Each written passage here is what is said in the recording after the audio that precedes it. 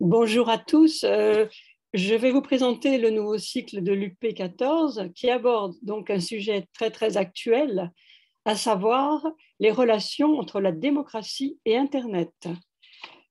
Il s'agira ici de savoir si la numérisation de l'information et de la communication via le web, le réseau des réseaux, qui a commencé dans les années 90, peut favoriser une extension de la démocratie ou au contraire est plutôt défavorable à celle-ci et dans quelle mesure on peut en prévoir les évolutions et la maîtrise via l'éducation des jeunes. En effet, d'une part, on peut supposer que l'apparition d'Internet dans un cadre plutôt libéral, égalitaire et horizontal à l'origine a entraîné une démocratisation de la circulation de l'information et une facilité pour chacun de s'informer, de se cultiver et de communiquer tous azimuts.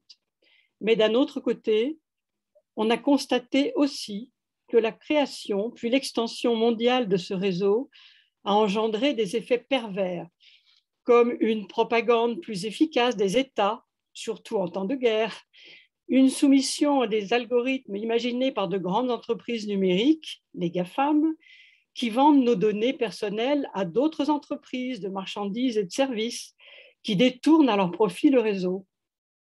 Et même, on a constaté l'apparition d'une nouvelle criminalité, la cybercriminalité, difficile à combattre, sans oublier la formation de mondes virtuels auto-centrés où circulent la désinformation et les opinions les plus extrêmes, ce qui affaiblit la démocratie et la possibilité même d'un débat démocratique. Nous ne pourrons traiter de tous ces thèmes, surtout en 3 séances et maintenant en 2, mais nous allons aborder notre sujet sous 3 angles qui nous sont apparus importants. Le premier thème était: quels sont les moyens que se donne ou devrait se donner l'éducation nationale pour éduquer les jeunes à l'utilisation d'Internet en développant leur capacité de critique et de hiérarchisation des informations qu'ils reçoivent de toutes parts, afin qu'ils deviennent des citoyens éclairés. Pardon. Ce thème n'a pas pu être traité la semaine dernière du fait de l'indisponibilité de notre intervenante, Madame Joël, atteinte du Covid. Le deuxième thème que nous allons traiter aujourd'hui est: quelle est la part effective de la démocratisation permise par Internet, par exemple via les réseaux sociaux, ou la possibilité d'une démocratie plus directe et plus participative grâce à l'ouverture du champ d'expression citoyenne, versus les aspects plus négatifs entraînés par la manipulation facilitée des informations, des images, la disqualification des élites et des experts, etc. Enfin, troisième thème, nous terminerons par un exposé plus concret sur ce que sont vraiment les data, l'intelligence artificielle, les algorithmes, les fake news, etc. Pour traiter ce thème, je vous présente donc Madame Stéphanie Wojcik, maître de conférence à l'Université Paris-Est Créteil, en sciences de l'information et de la communication, directrice du département de communication politique et publique. Madame Wojcik, vous avez publié récemment un article intitulé « La démocratie numérique, une solution pour un système démocratique en crise » dans les cahiers français. Je vous laisse la parole et vous dis à tout à l'heure pour les questions. Merci beaucoup, Madame Tabariès, pour cette présentation. Alors, le titre est avec un point d'interrogation. Je ne prétends pas que la démocratie numérique est une solution, justement parce qu'on va voir, comme vous l'avez bien souligné durant votre présentation, les paradoxes entre, d'un côté, la possibilité d'une expression quasi libre et spontanée de la part des citoyens, tout du moins ceux qui ont une connexion Internet, ce qui n'est pas le cas partout et tout le temps dans le monde, et de notre côté, effectivement, tentative de manipulation, déversement de haine en ligne, etc. Donc, les questions sont complexes et les réponses, évidemment, ne peuvent pas être tranchées facilement. Alors, moi, je suis partie sur l'interrogation général hein, qui a été rappelé sur le fonctionnement d'Internet. Alors, Internet, c'est l'infrastructure technique. En fait, nous, on se sert du web et des réseaux sociaux numériques, hein, le web étant une application d'Internet. Et donc, avec une interrogation sur le fait de savoir si cela pouvait, si ces dispositifs donc, pouvaient nuire ou renforcer la démocratie. Une présentation un petit peu binaire dont on va voir que elle doit être en réalité plus nuancée. Alors, avant d'entrer dans le vif du sujet, je donne un contexte un peu général concernant le paysage politique et enfin, l'appréhension du politique par les citoyens actuellement, en tout cas dans les démocraties occidentales. Hein, puisque aujourd'hui, même si on peut l'évoquer, je ne vais pas parler des régimes autoritaires en tant que tels. Alors, un premier élément de contexte, c'est le contexte général de malaise politique qui affecte les démocraties occidentales avec des faits qui sont régulièrement mesurés, qui sont la progression de l'abstention à l'occasion des diverses élections. Alors, l'élection présidentielle, d'une part, et les élections municipales sont les moins affectées, mais toutes les élections intermédiaires, les législatives et dans un autre genre européenne, depuis les années 70, ont pu voir l'augmentation de l'abstention. Un déclin plus global de l'adhésion militante et syndicale. On a de moins en moins de personnes qui sont membres d'organisations syndicales ou de partis politiques, un intérêt que l'on peut qualifier de croissant pour des idéologies nationalistes ou populistes dont on peut estimer qu'elles puissent mettre en danger les institutions et plus globalement un sentiment croissant de défiance à l'égard des élus et des partis politiques. Les partis politiques étant l'organisation dont, en tout cas les Français, si on en reste à des sondages menés par le CEVIPOF, eh bien c'est l'organisation dont on se méfie le plus avec la police. Donc, si on en reste sur l'évolution du paysage politique en France sur les 5 dernières années, on a assisté à des évolutions assez importantes avec d'une part l'apparition d'un parti, je ne dirais pas sorti de nulle part, mais La République en marche, en tout cas qui n'avait pas de relais sur le terrain, la fonte du Parti socialiste et aussi la fonte, alors pas en termes de poids des élus locaux, mais en termes d'adhésion populaire, et aussi l'émergence de mouvements contestataires forts qui peuvent se structurer sur le web. Alors, ça peut être aussi bien les mouvements anti-vaccination que les Gilets jaunes, mais aussi l'apparition d'un mouvement tel que Reconquête autour de la personnalité d'Éric Zemmour.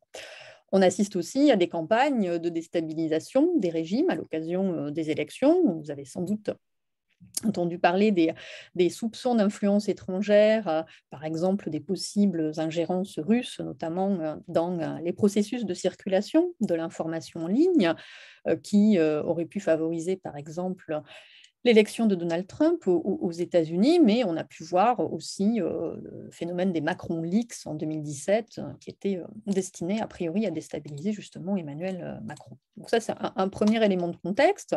Et de notre côté, on assiste aussi à diverses tentatives procédurales de renouvellement du dialogue entre les autorités publiques et les citoyens. Donc là, je me situe plus du côté de la participation, puisqu'on a vu se multiplier des conférences, des assemblées de citoyens, une réflexion sur le tirage au sort, sur la question du tirage au sort, hein, de citoyens pouvant participer à des processus d'élaboration de politiques publiques, le renouveau ou le renforcement du rôle du Conseil économique, social et environnemental en France et de notre institution, la Commission nationale du débat public, plus des débats qui ont été précisément organisés sous la houlette d'Emmanuel Macron, hein, enfin, le grand débat, avec les défauts qu'il a pu comporter, hein, le grand débat national, suite justement au mouvement des Gilets jaunes, mais quand même des tentatives où, a priori, les autorités publiques cherchent à capter des mouvements d'opinion de manière différente qu'à travers les sondages d'opinion. On a également, et ça c'est quelque chose qui traverse depuis près de 30 ans, notamment les travaux académiques, mais aussi les phénomènes que l'on peut observer en ligne, une interrogation assez récurrente sur les possibles transformations de la démocratie et de la politique grâce justement au développement des technologies numériques, avec une interrogation sur le renouveau de l'engagement civique, possibilité d'enrichir l'espace public, une plus grande participation des citoyens aux affaires publiques. Alors, en réalité, là, je vais vous lire 3 lignes d'une citation d'un de mes collègues, qui s'appelle Thierry Vedel, qui est à Sciences Po, et qui a écrit ça il y a 20 ans, où il écrivait, et je trouvais que c'était assez intéressant de vous le livrer, l'Internet est un outil polyvalent qui, en fonction de la manière dont il est utilisé, peut aussi bien conduire à une amélioration qu'à une dégradation du fonctionnement démocratique des systèmes politiques. Je dirais on en est presque toujours un peu là, en fait, avec ces temps-ci plutôt une remise en cause de cette promesse démocratique qu'évoquait Madame Tabariès dans la présentation, donc une remise en cause de la promesse démocratique qui était historiquement attachée à Internet, avec l'apparition d'ouvrages que vous avez peut-être consultés, l'ouvrage par exemple de Romain Badoir qui parle de désenchantement de l'Internet, mais aussi un ouvrage plus récemment paru de David Chavalarias, avec un ouvrage intitulé Toxic Data, où lui, il essaie de démontrer que le modèle économique des grandes entreprises de l'Internet, donc il appelle ça la Big Tech, ça peut être les GAFAM, eh bien, ce modèle économique, il est fondé sur la marchandisation de l'influence sociale. Et cette marchandisation de l'influence sociale, ce qu'on appelle aussi l'économie du clic, plus vous cliquez, plus vous générez du profit pour les entreprises, eh bien, ce modèle-là, il est incompatible avec, d'après Chavalarias, donc, avec la pérennité de nos démocraties. Donc, il existe de nombreux travaux, mais aussi, eh bien, on va en voir quelques-uns, un ensemble disparate d'événements observables en ligne qui ont conduit à remettre en cause cette promesse démocratique qui était historiquement attachée à Internet et à ses développements techniques ultérieurs. Quand je dis développement technique ultérieur, donc je parle du web, des réseaux sociaux, mais aussi des applications mobiles. Alors, un premier élément que l'on observe et dont vous avez peut-être vous-même, que vous avez peut-être vous-même pu observer, c'est le fait que les réseaux sociaux puissent être aussi bien des vecteurs de discours de haine ou de harcèlement, d'une part, et que d'autre part, ces mêmes réseaux puissent être des facteurs permettant ou favorisant la mobilisation citoyenne. C'est pour ça que c'est un peu les deux faces d'une même médaille. Alors, quand on regardait il y a quelques années les forums de discussion, donc des dispositifs plus simples que les réseaux sociaux d'aujourd'hui, on pouvait observer déjà des phénomènes de haine, de harcèlement, de trolling, etc. Et avec l'avènement des réseaux sociaux numériques, ces phénomènes se sont multipliés à tel point que, en France, mais pas qu'en France, le législateur a décidé d'intervenir.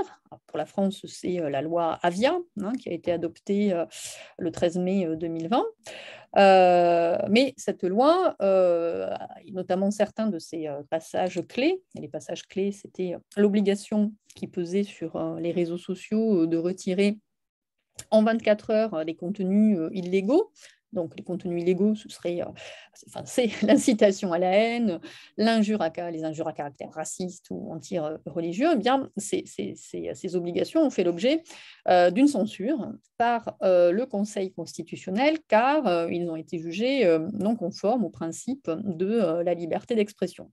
Et d'autre part, certains détracteurs de la loi Avia ont considéré que cette loi, elle octroyait aux GAFAM plutôt, Google, Apple, Facebook et Amazon et à d'autres entreprises du web, un pouvoir démesuré d'appréciation du caractère ou non haineux d'un contenu. Donc, en fait, on octroyait à des entreprises privées le droit de décider ce qui pouvait faire l'objet ou pas d'une publicisation. Donc, c'est un simple exemple pour souligner cette idée selon laquelle eh bien, la revigoration de la démocratie à travers les technologies numériques, eh bien, elle souligne aussi leur dépendance à un ensemble d'acteurs économiques qui ont des préoccupations qui ne sont pas spécialement démocratiques. Hein. Les préoccupations de Facebook, d'Amazon et d'Apple, ce n'est pas particulièrement le fait de renforcer la démocratie. Et pourtant, ce sont devenus des acteurs majeurs dans la régulation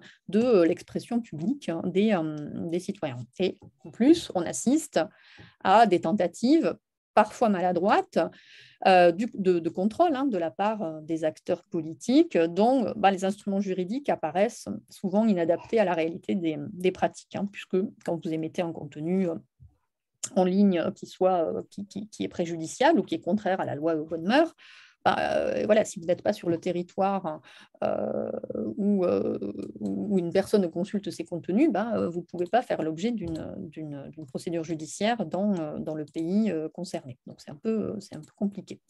Et donc, un exemple, et en même temps, on a pu louer la capacité de ces mêmes réseaux sociaux numériques à générer une mobilisation ou un sentiment d'identification à des causes que ces réseaux contribuent à publiciser, par exemple la lutte contre les violences faites aux femmes ou contre les violences policières, en particulier à l'égard des personnes noires. Donc, je pense à des mouvements, ce qu'on a pu appeler le hashtag activisme, donc l'activisme par hashtag sur Twitter, avec des mouvements tels que MeToo ou Black Lives Matter, qui permettent bien, de faire monter ce sujet, de montrer que c'est une préoccupation publique qui peut être repris par les médias plus traditionnels, donc radio, presse, télévision, et qui peut se trouver de fait, je vous décris les choses de manière un peu schématique, parce que évidemment, ce ne sont pas que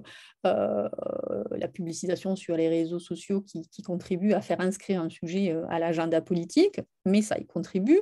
Et donc, ça peut effectivement être inscrit, faire l'objet d'un intérêt accru de la part des pouvoirs publics sur ces deux exemples que je vous ai donnés, donc la lutte contre les violences faites aux femmes ou les questions relatives à l'inceste ou les violences policières. Alors, c'est là où c'est un peu difficile, beaucoup difficile de généraliser les effets des technologies, parce que Internet ne constitue pas un tout homogène. Donc on pourrait dire Internet fait ceci ou Internet fait cela. En réalité, il y a une multitude d'activités et de dispositifs qui sont supportés par Internet, et ces dispositifs sont susceptibles d'engendrer des effets variés. Donc simplement, titre d'exemple, on peut tous imaginer que l'on ne s'exprime pas de la même manière dans un forum de discussion, sur sa page Facebook personnelle, sur Twitter, en laissant un commentaire sous un article de presse, etc. Donc, il y a un ensemble de dispositifs qui constituent désormais Internet, sur lesquels les modalités de l'expression publique ne sont pas identiques. Et donc, les effets ne sont pas non plus identiques. Donc ça, c'était un peu de manière générale. Si on se tourne du côté des institutions, donc j'ai évoqué déjà le grand débat, mais je peux donner d'autres exemples. Les gouvernants, depuis au moins une vingtaine d'années, se sont aussi emparés des technologies. Alors d'abord dans le domaine de l'information, c'est-à-dire les institutions à tous les niveaux, à tous les échelons territoriaux, si j'en reste à la France, donc la mairie, département, région, et puis à l'échelon national, on diffuse de l'information sur les activités de l'État. Et puis, plus récemment, on a assisté à des mouvements, j'en parlerai un peu plus si ça vous intéresse, d'ouverture des données publiques, où on va mettre à disposition des citoyens, toujours pareil, ceux qui ont une compétence minimale en matière de maniement informatique, les données sur l'activité de l'État, qu'il s'agisse du nombre de lits dans les hôpitaux, ou du nombre de places en prison. Donc, on a un mouvement qui, autour de l'open data, de l'ouverture des données publiques, qui est en train de se formaliser progressivement. Et puis, on a des initiatives qui visent à susciter, mais aussi encadrer les prises de parole des citoyens dans le cadre de consultations un peu plus formelles. Donc, on a eu le grand débat national avec, en 2019, parce que je ne sais pas si vous avez suivi ce mouvement, donc, qui a été cette consultation qui a fait suite au mouvement des Gilets jaunes, mais les Gilets jaunes ont eux-mêmes lancé leur propre plateforme intitulée le vrai débat. Mais il n'en reste pas moins que ces événements vont illustrer l'apparente nécessité pour les pouvoirs publics d'essayer de capturer la multiplicité d'opinions qui sont émises par des contributeurs, avec là la difficulté que la hiérarchisation des contributions, elle est opérée par nos amis les algorithmes, dont on va parler un peu plus dans quelques instants. Mais on a ces tentatives de consultation qui se développent dans les ministères, dans les collectivités territoriales, et on voit se développer, comme on a vu se développer un marché autour de la démocratie participative avec la multiplication d'agences, de conseils, de consultants divers et variés qui conseillent les élus dans la mise en place de démarches participatives. Eh bien, on a vu se développer un mouvement de civic tech, donc ce qu'on traduit par technologie à visée citoyenne.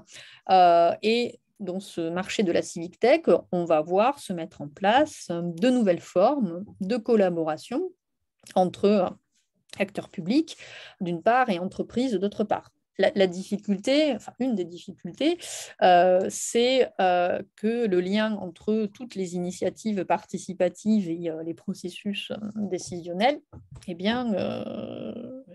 liens sont assez souvent opaques. De la même manière qu'on a pu dire que les contributions au grand débat national n'avaient accouché de pas grand-chose sur le plan de la législation concrète en matière de protection de l'environnement ou par rapport à une des revendications qui portait sur la mise en place d'un référendum d'initiative citoyenne qui a été écarté par le président Macron.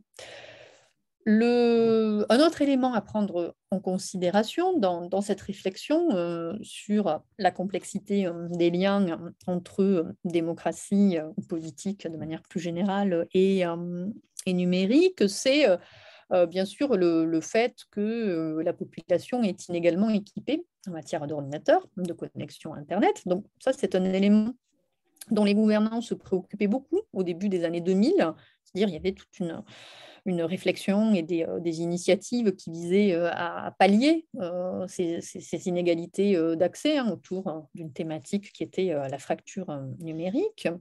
Donc cette fracture numérique qui était fondée sur l'équipement matériel, elle s'est au fil du temps un peu amoindrie, mais on a vu apparaître d'autres types d'inégalités, en particulier pour ce qui nous intéresse aujourd'hui, dans l'apparition d'usages différenciés d'Internet en matière politique, notamment, alors il y a d'autres critères, mais selon d'une part l'appartenance à telle ou telle catégorie sociale et l'âge.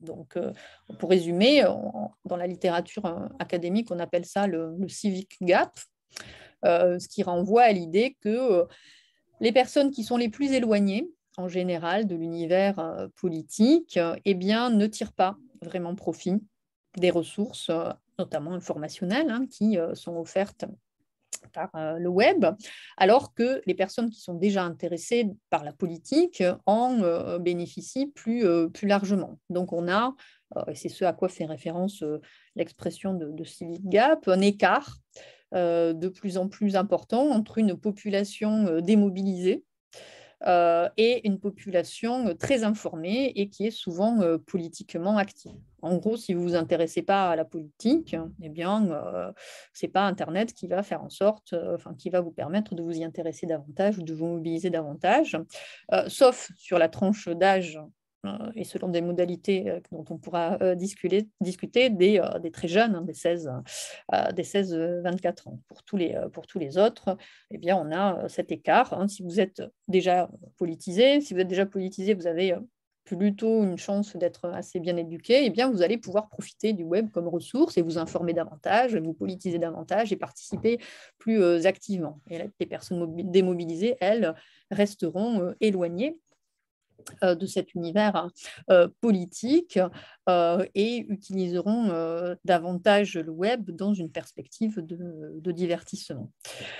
Je vous résume de manière assez schématique parce que évidemment il y a des contre-exemples et des choses qui peuvent être plus nuancées quand on regarde à l'échelle micro. Donc là, je vous donne plutôt une tendance que l'on constate quand on travaille, quand on lit les études dans la littérature académique. Alors, on a quand même plus de 20 ans d'Internet grand public, plein d'expérimentations qui ont marqué le champ politique, donc on peut quand même essayer de reconsidérer la manière dont le web affecte le fonctionnement des régimes politiques, plus particulièrement démocratiques, alors que ces régimes démocratiques, eh bien, on n'en finit plus de diagnostiquer leur essoufflement. Alors, deuxième, puisque j'ai évoqué la haine en ligne et puis la mobilisation citoyenne, deuxième binôme ou, on va dire, paradoxe, c'est peut-être pas le terme le plus adapté, c'est d'une part ce dont on pourrait se réjouir, qui est la personnalisation des contenus, c'est-à-dire le fait que le web nous propose des informations en fonction de nos intérêts. Donc, vous faites peut-être déjà cette expérience. Hein. Vous allez sur Amazon, vous avez déjà acheté, je ne sais pas moi, des livres sur la pêche à la ligne et Amazon, l'algorithme va vous proposer de consulter d'autres livres en rapport avec la pêche à la ligne, ce qui est en termes de service possiblement plutôt intéressant. Mais évidemment, le versant de cette personnalisation de contenu, c'est la possible, et je vais essayer de détailler un peu plus ça, la possible constitution de communautés plutôt homogènes de pensée. Parce qu'on a effectivement avec le web un accès plus étendu à des volumes d'informations, en théorie d'une plus grande diversité que celles qui sont accessibles avec les seuls médias de masse, puisque en termes d'information, on a en effet les sources traditionnelles, c'est-à-dire les médias en ligne ou les gouvernements, mais on a aussi évidemment l'expression de milliers, voire de millions d'amateurs, notamment dans ce que Dominique Cardon appelle les espaces en clair-obscur.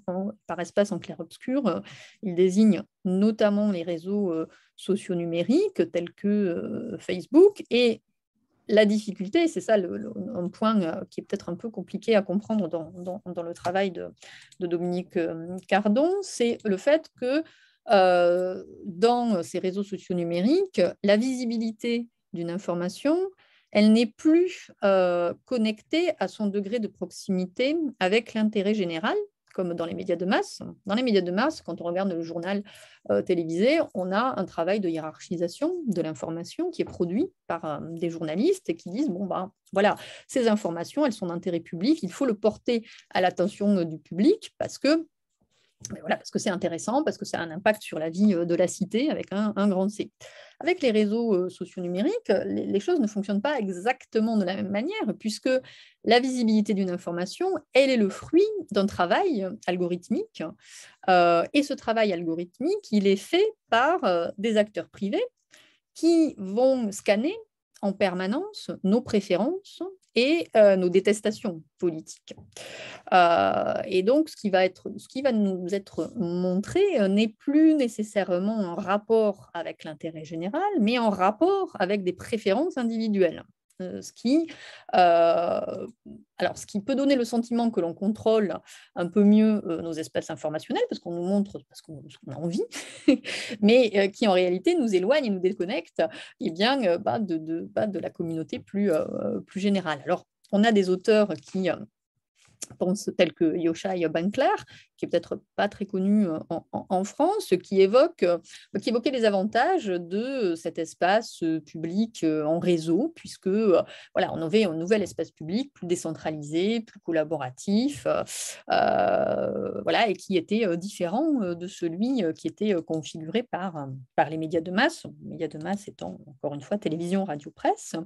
Mais en réalité, ces temps-ci, on est plutôt dans une réflexion sur les limites de cet espace public reconfiguré par les algorithmes, puisque d'abord, donc, le travail algorithmique, il est opéré à la fois par des moteurs de recherche, et on sait que, par exemple, un moteur de recherche comme Google a un quasi-monopole. Alors peut-être que vous utilisez d'autres moteurs. Il y a un problème, on n'entend plus. Ah. Vous m'entendez plus? Si. Moi, je ne sais pas les autres, mais moi, je vous entends très, très bien. Alors, c'est qui m'entend plus? C'est Muriel Rochu ou c'est Muriel Tabariès? Muriel Tabariès. Mais ça y est, je vous entends. D'accord. Parce que moi, j'ai rien changé sur mon... Non, mais c'est un problème peut-être interne, je ne sais pas. C'est un souci, on entend très bien. D'accord. Sinon, vous mettez dans le chat et comme ça, je m'arrête et je reprends dans ce que je vous disais. Alors, j'évoquais le travail algorithmique qui était opéré par les moteurs de recherche comme Google, sachant que Google a un quasi-monopole sur la recherche en ligne. C'est-à-dire il y a d'autres moteurs de recherche, mais ils sont plus faiblement utilisés. Vous avez un petit livre très bien fait de Guillaume Cyr sur les moteurs de recherche qui explique le caractère monopolistique de Google. Donc, les algorithmes, ils fonctionnent avec les moteurs de recherche, mais ils fonctionnent aussi sur, évidemment, les réseaux sociaux numériques tels que Facebook, Twitter, TikTok, Instagram, etc. Bon, et ce travail donc, des algorithmes, il contribue à redéfinir les modalités d'accès, de circulation et de diffusion de l'information. Je redis de manière un peu différente ce que j'ai dit précédemment, c'est-à-dire que ces algorithmes, ils vont se fonder sur les traces plus ou moins volontaires que vous allez laisser au fil de votre navigation. Et donc, on va avoir un contenu du web qui va être trié, filtré, hiérarchisé, de telle manière à être plus en adéquation avec notre consommation antérieure d'informations, de likes, de partages que nous avons émis à propos de tel ou tel contenu. Voilà. Je vous résume de manière extrêmement caricaturale, parce que les moteurs de recherche et les réseaux sociaux ont raffiné depuis cette façon de faire. Voilà, si votre tendance est plutôt à droite, vous allez plutôt sur votre page Facebook liker des contenus produits on va dire, par le Figaro, et l'algorithme de Facebook va plutôt vous proposer des contenus du Figaro plutôt que de Libération. À supposer que vous êtes abonné aux différents médias, ce qui encore reste à prouver. Alors, c'est vrai qu'on a donc une personnalisation des résultats des moteurs de recherche ou des fils d'actualité sur les réseaux sociaux, et depuis longtemps, depuis le début des années 2000, ça suscite des débats. Ce n'est pas des débats qui apparaissent maintenant, parce que maintenant on en voit beaucoup des articles dans la presse sur cette idée d'enfermement de l'internaute dans sa propre culture, puisque en fait les algorithmes et les réseaux sociaux nous empêcheraient d'être confrontés à des avis contradictoires aux nôtres. Or, la vitalité d'un espace public démocratique, c'est la possibilité d'être confronté à des opinions différentes. Parce que si je discute qu'avec des gens qui pensent comme moi, c'est confortable, c'est très confortable sur le plan psychologique, c'est confortable sur le plan social, mais ça présente au moins le risque je dirais pas de me radicaliser, mais de me polariser sur mes idées, et d'avoir des opinions encore plus arrêtées sur certains sujets qui mériteraient peut-être des évolutions. Alors je dis que c'est quelque chose qui est discuté depuis depuis les années 2000 avec des travaux qui nous viennent des États-Unis et notamment le travail d'un juriste qui s'appelle Cass Sunstein, qui avait écrit un ouvrage intitulé Republic.com, non, republic.com. Et donc, voilà, avec l'idée qu'on a seulement une petite partie de notre environnement social, notamment sur Facebook, qui nous est présentée par l'algorithme, puisque l'algorithme choisit les posts dont il pense qu'ils vont nous intéresser. Et donc, on aurait ce phénomène de chambre d'écho, de bulle filtre, dont l'idée a été notamment popularisée par Ellie Pariser dans un ouvrage justement sur les bulles filtres. Mais ça fait l'objet de plusieurs articles dans la presse. En plus de ça, ce qui est encore plus problématique, c'est qu'on assisterait à une amplification algorithmique de la négativité. C'est-à-dire que, alors, la difficulté à saisir, c'est que ce n'est pas que les plateformes aient des intentions particulièrement malsaines à l'égard de la démocratie ou à l'égard de leurs clients. C'est juste qu'elles reposent, ça c'est la thèse principale de David Chavalarias, dont j'ai évoqué l'ouvrage en introduction, Toxic Data, elle repose sur un modèle économique qui va optimiser les clics. Et on a montré que plus un contenu est d'autant plus viral qu'il est plutôt négatif. Vous allez davantage cliquer sur des images de catastrophes ou à l'inverse de chats mignons, mais dans les deux cas, l'apport pour la démocratie peut être discuté, que sur des liens qui rendent compte simplement d'une information. Et en plus, l'algorithme fonctionne par apprentissage, c'est-à-dire que l'algorithme va apprendre de vos comportements de clic, et plus vous allez cliquer ou liker des contenus négatifs, plus vous allez en avoir qui vont vous être présentés. Donc, si vous avez cliqué une fois sur une étude concernant le Covid indiquant que, je vous dis n'importe quoi, vos enfants ont plus de risques de développer dans 20 ans la maladie d'Alzheimer, je vous dis n'importe quoi, plus vous allez avoir des études qui vont aller dans ce sens. Je ne parle même pas du degré de véracité, parce que le degré de véracité d'une information, ce n'est pas du tout ce qui intéresse l'algorithme. Il n'a pas pour objet de vous présenter des contenus vrais ou faux. Ce n'est pas du tout ça comme ça qui fonctionne. Donc, on a en fait des mécanismes qui conduisent à des mécanismes algorithmiques qui conduisent à privilégier des contenus déjà populaires ou très négatifs, alors même, et c'est ça le paradoxe, que le nombre de points de vue, le nombre d'informations est en théorie illimité. Donc, on va recevoir des informations ou des opinions seulement de quelques-unes de sources, soit de notre réseau social, soit sur Google. Donc, on a déjà des auteurs qui parlaient en 2008 de The Myth of Digital Democracy, du mythe de la démocratie digitale. C'est quelqu'un qui s'appelle Matthew Heinemann qui a évoqué ça, puisqu'il disait que le pluralisme des sources sur le web, il est finalement contrarié par le manque de pluralisme des moteurs de recherche. Mais, encore une fois, pas par intention malsaine, mais par un modèle économique de l'influence sociale qui va valoriser certains types de contenus au détriment d'autres. Alors, ça va jusqu'à présent, vous me suivez, vous me dites dans le chat, parce que bon, c'est difficile de savoir comment avec avec Zoom, de savoir si l'auditoire n'est pas perdu dans l'exposé. Donc, s'il y a des trucs qui vous paraissent particulièrement bizarres ou incompréhensibles, vous me mettez un petit mot quand même dans le chat, que je ne poursuive pas de manière trop décalée quand même.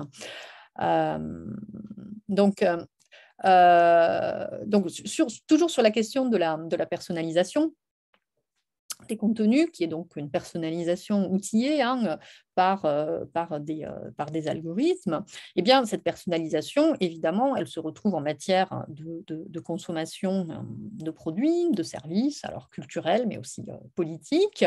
Et Merci Dominique. Cette personnalisation, elle va s'accompagner d'une économie de la recommandation. Peut-être vous faites cette expérience aussi, je ne sais pas, vous cherchez un séjour pour un week-end. Donc là, je parle plutôt en matière touristique et culturelle, mais on va voir que c'est aussi en matière politique que ça se situe. Et donc, vous allez aller, je ne sais pas moi, sur Opodo, sur des sites pour réserver des séjours, et on va vous proposer, vous allez dire, bon, allez, je vais aller en Haute-Savoie, vous allez cliquer Hôtel Haute-Savoie, et là, vous allez avoir un ensemble d'hôtels qui vont apparaître, de B&B ou de camping, et voilà, vous allez regarder le prix sans doute, mais aussi vous allez regarder bien, les avis des autres utilisateurs. Et ça, cette façon, et les avis des autres utilisateurs. Et si vous tombez sur un utilisateur qui vous dit dans cet hôtel il y a des punaises de lit, eh bien vous n'allez pas sans doute réserver cet hôtel. Et donc ça, c'est quelque chose qui est décuplé sur le web, puisque ça touche à la totalité des services et des produits que l'on peut trouver. C'est quelque chose qui est particulièrement à l'œuvre dans les services, notamment de streaming musicaux. Mais c'est aussi dans les produits culturels, pareil, sur les sites tels que Amazon, mais c'est valable aussi pour la FNAC. Vous allez sur le site de la FNAC, vous voulez acheter un livre, vous allez regarder les avis des utilisateurs. Donc, on a une économie de la recommandation qui va se mettre en place, et on va voir se développer une notion dont plusieurs auteurs, mais les premiers auteurs qui en ont parlé, c'est des auteurs belges, une philosophe notamment qui s'appelle Antoinette Rouvroy, et qui parle de gouvernementalité algorithmique. C'est-à-dire qu'au terme de cette gouvernementalité algorithmique, eh bien, on va avoir des enjeux, alors je parlais des enjeux culturels ou touristiques, mais on va avoir aussi les enjeux politiques qui vont se trouver, eh bien, je vais vous donner un exemple assez récent, qui vont se trouver quantifiés, et les comportements individuels ne vont plus être finalement gouvernés par le politique, les normes sociales ou le droit, mais par le data mining, le machine learning et le profilage. Un exemple extrêmement simple de ça, et vous l'avez peut-être vous l'avez testé, c'est toutes les applications actuelles, telles que l'application Elise, où vous allez répondre à des questions, et on va vous dire de quel candidat vous êtes le plus proche. Donc, c'est ancien, c'est en 2012, on avait un truc, c'était pareil, c'était la boussole présidentielle. Donc voilà, vous êtes un électeur hésitant, vous téléchargez cette application, vous répondez à des questions, et on vous dit, voilà, vous avez 80% de chances d'être proche de la candidature de Macron, et 10% d'être proche de celle de Anne Hidalgo, et les 10% qui restent de Jean Lassalle, n'importe quoi. Et donc, c'est censé vous faciliter votre choix électoral. Ça, effectivement, les technologies numériques sont assez développées. Il y a l'application Elise, mais il y en a d'autres. Vous le trouvez aussi sur les sites web des partis politiques, ou des médias. C'est-à-dire, vous répondez à des questions, et voilà, on vous dit, vous êtes plus ou moins proche de tel ou tel candidat.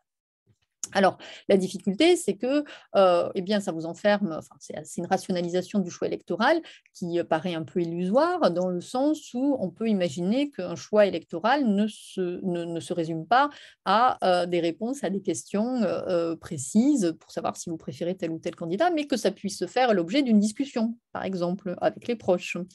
Donc, en fait, on a, à travers les technologies numériques, un choix électoral qui est ramené à un truc extrêmement rationnel, d'où l'émotion peut être un peu écartée, et où le débat et la délibération est complètement exclu. Donc, ce qui peut effectivement occasionner quelques problèmes. En plus de ça, donc j'en rajoute une couche, si j'ose dire, on a, vous en avez sans doute entendu parler, évidemment, les entreprises du web, les plateformes numériques. Elles utilisent des traces, elles utilisent des données, donc dans leur modèle économique. Et puis, le drame étant que... alors, attendez.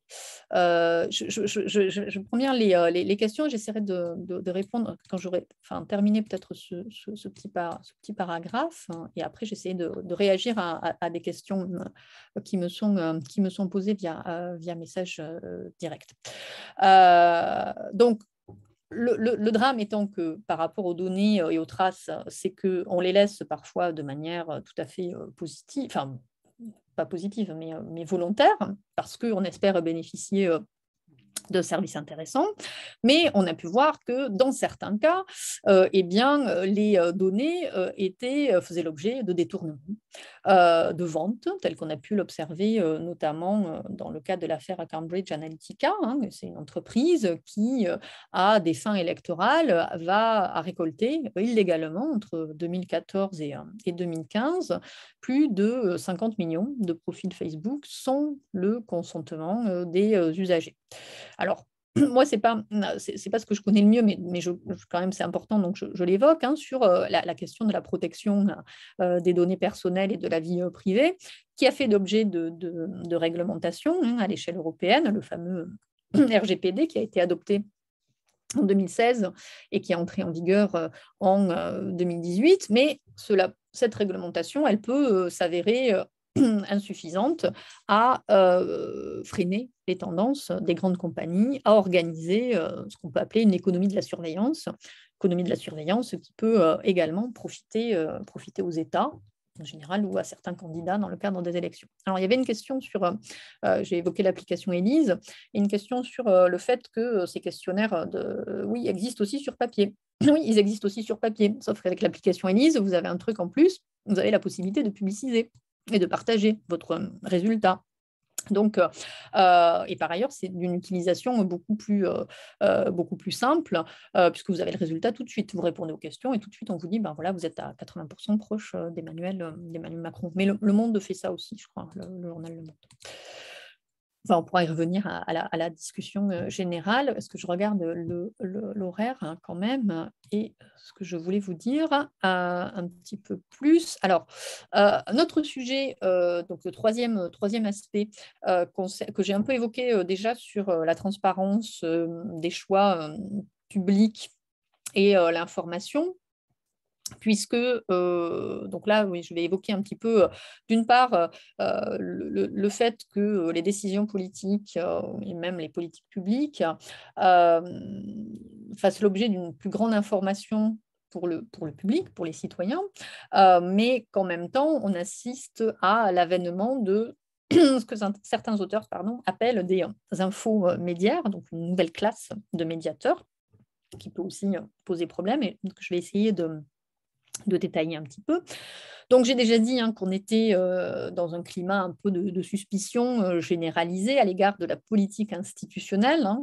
Ça, c'est un point important parce que c'est faux de penser que les gens ne s'intéressent pas à la politique mais ça dépend ce qu'on met derrière. Et la politique institutionnelle, celle qui est incarnée par des représentants, celle qui se joue dans les organisations partisanes, celle-là, effectivement, elle est moins bien appréciée que une politique qui pourrait se jouer plutôt dans une multitude d'actes concrets. Par exemple, quand vous faites partie d'une association, vous avez l'impression, par exemple, toutes les associations caritatives d'aide aux sans-abri, aux migrants, etc., vous faites aussi de la politique, mais votre action, elle apparaît plus concrète et plus efficace que de discuter au sein d'un parti politique dans des réunions interminables pour savoir quel type de programme politique il convient d'adopter. Alors, on a dans ce climat, malgré tout, depuis une dizaine d'années, des initiatives qui sont destinées à accroître la transparence de l'action publique. J'ai évoqué les politiques d'open data. Ça a commencé aux États-Unis en 2009 avec l'administration Obama, qui a pris un programme, qui a lancé un programme intitulé Transparency and Open Government, donc transparence et gouvernement ouvert. Ce type d'initiative a essaimé au Royaume-Uni avec David Cameron en 2010, mais aussi en France à partir de 2011 avec la mission Etalab. Et très concrètement, peut-être vous en avez entendu parler, on a eu une loi qui est la loi pour une république numérique, qui a été promulguée en France en 2016 et qui a été portée par un secrétaire d'État qui s'appelle Axel Lemaire. Cette loi a fait l'objet, alors je ne dirais pas d'une co-construction, mais ce serait un peu trop exagéré, mais certains articles de cette loi ont pu faire l'objet de discussions en ligne avec les internautes. Alors évidemment, les internautes, toujours pareil, des internautes assez politisés et assez au fait de questions notamment techniques. Mais de manière plus concrète encore, des portails, des portails, donc des sites web, où sont mis à disposition du public des données qui sont produites par les services de l'État sur les différents secteurs de l'activité étatique. Eh bien, l'ensemble de ces données, cette mise à disposition, je vais vous donner un exemple, a pu permettre la production de services à destination des usagers des services publics. Par exemple, tout ce qui est applications mobiles qui sont fondées sur la géolocalisation et les données liées au transport et au mode de locomotion urbain. Vous avez des applications qui permettent de vous dire que le prochain bus est à telle heure ou qu'il y a des vélos disponibles dans telle rue du 14e arrondissement. Donc, vous voyez, donc c'est une application plutôt pratique. Mais il y a évidemment tous les sites qui permettent, peut-être vous les connaissez, tels que nosdéputés.fr ou nossénateurs.fr, qui permettent de monitorer ce qu'on appelle l'action des gouvernants. C'est-à-dire, vous voyez sur ces sites, eh bien, ça, ce sont des sites qui sont portés par des associations, que tel ou tel député est venu tant de fois à l'Assemblée, qu'il a déposé telle ou telle motion, qu'il a pris la parole à telle occasion.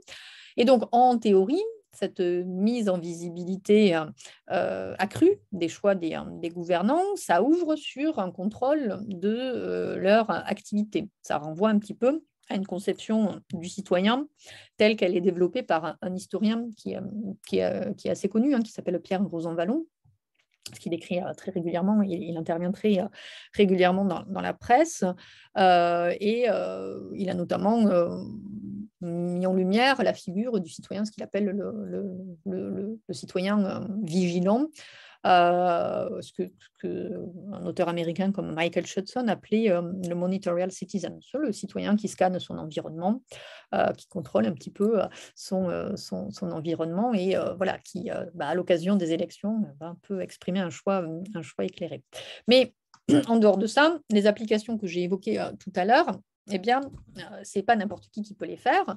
Ce sont, et les sites tels que, tels que ceux portés par Regard Citoyen, l'association qui est à l'origine du site nosdéputés.fr, eh bien, ce sont des gens qui ont des compétences techniques, donc des développeurs, par exemple. Ce que certains ont appelé des infomédiaires, c'est-à-dire qu'ils vont utiliser les données, qui sont des données brutes, qui sont difficilement lisibles. Quand vous avez un tableau Excel avec la liste des lits dans les hôpitaux, ce n'est pas une évidence de savoir qu'est-ce que vous allez en faire. Eh bien, ça peut donner lieu à une mise en visibilité de manière plus simple à travers des interfaces, notamment graphiques. Et ça, c'est fait par des développeurs, des infomédiaires, des gens qui, dont le métier leur permet d'avoir des connaissances et des compétences techniques qui permettent de remédiatiser l'information publique à l'attention du grand public. Et donc, ce ne sont pas des journalistes, ou pas toujours. Les journalistes peuvent le faire, mais des fois, ce ne sont pas des journalistes. Alors, et donc, pour résumer, parce que sur cette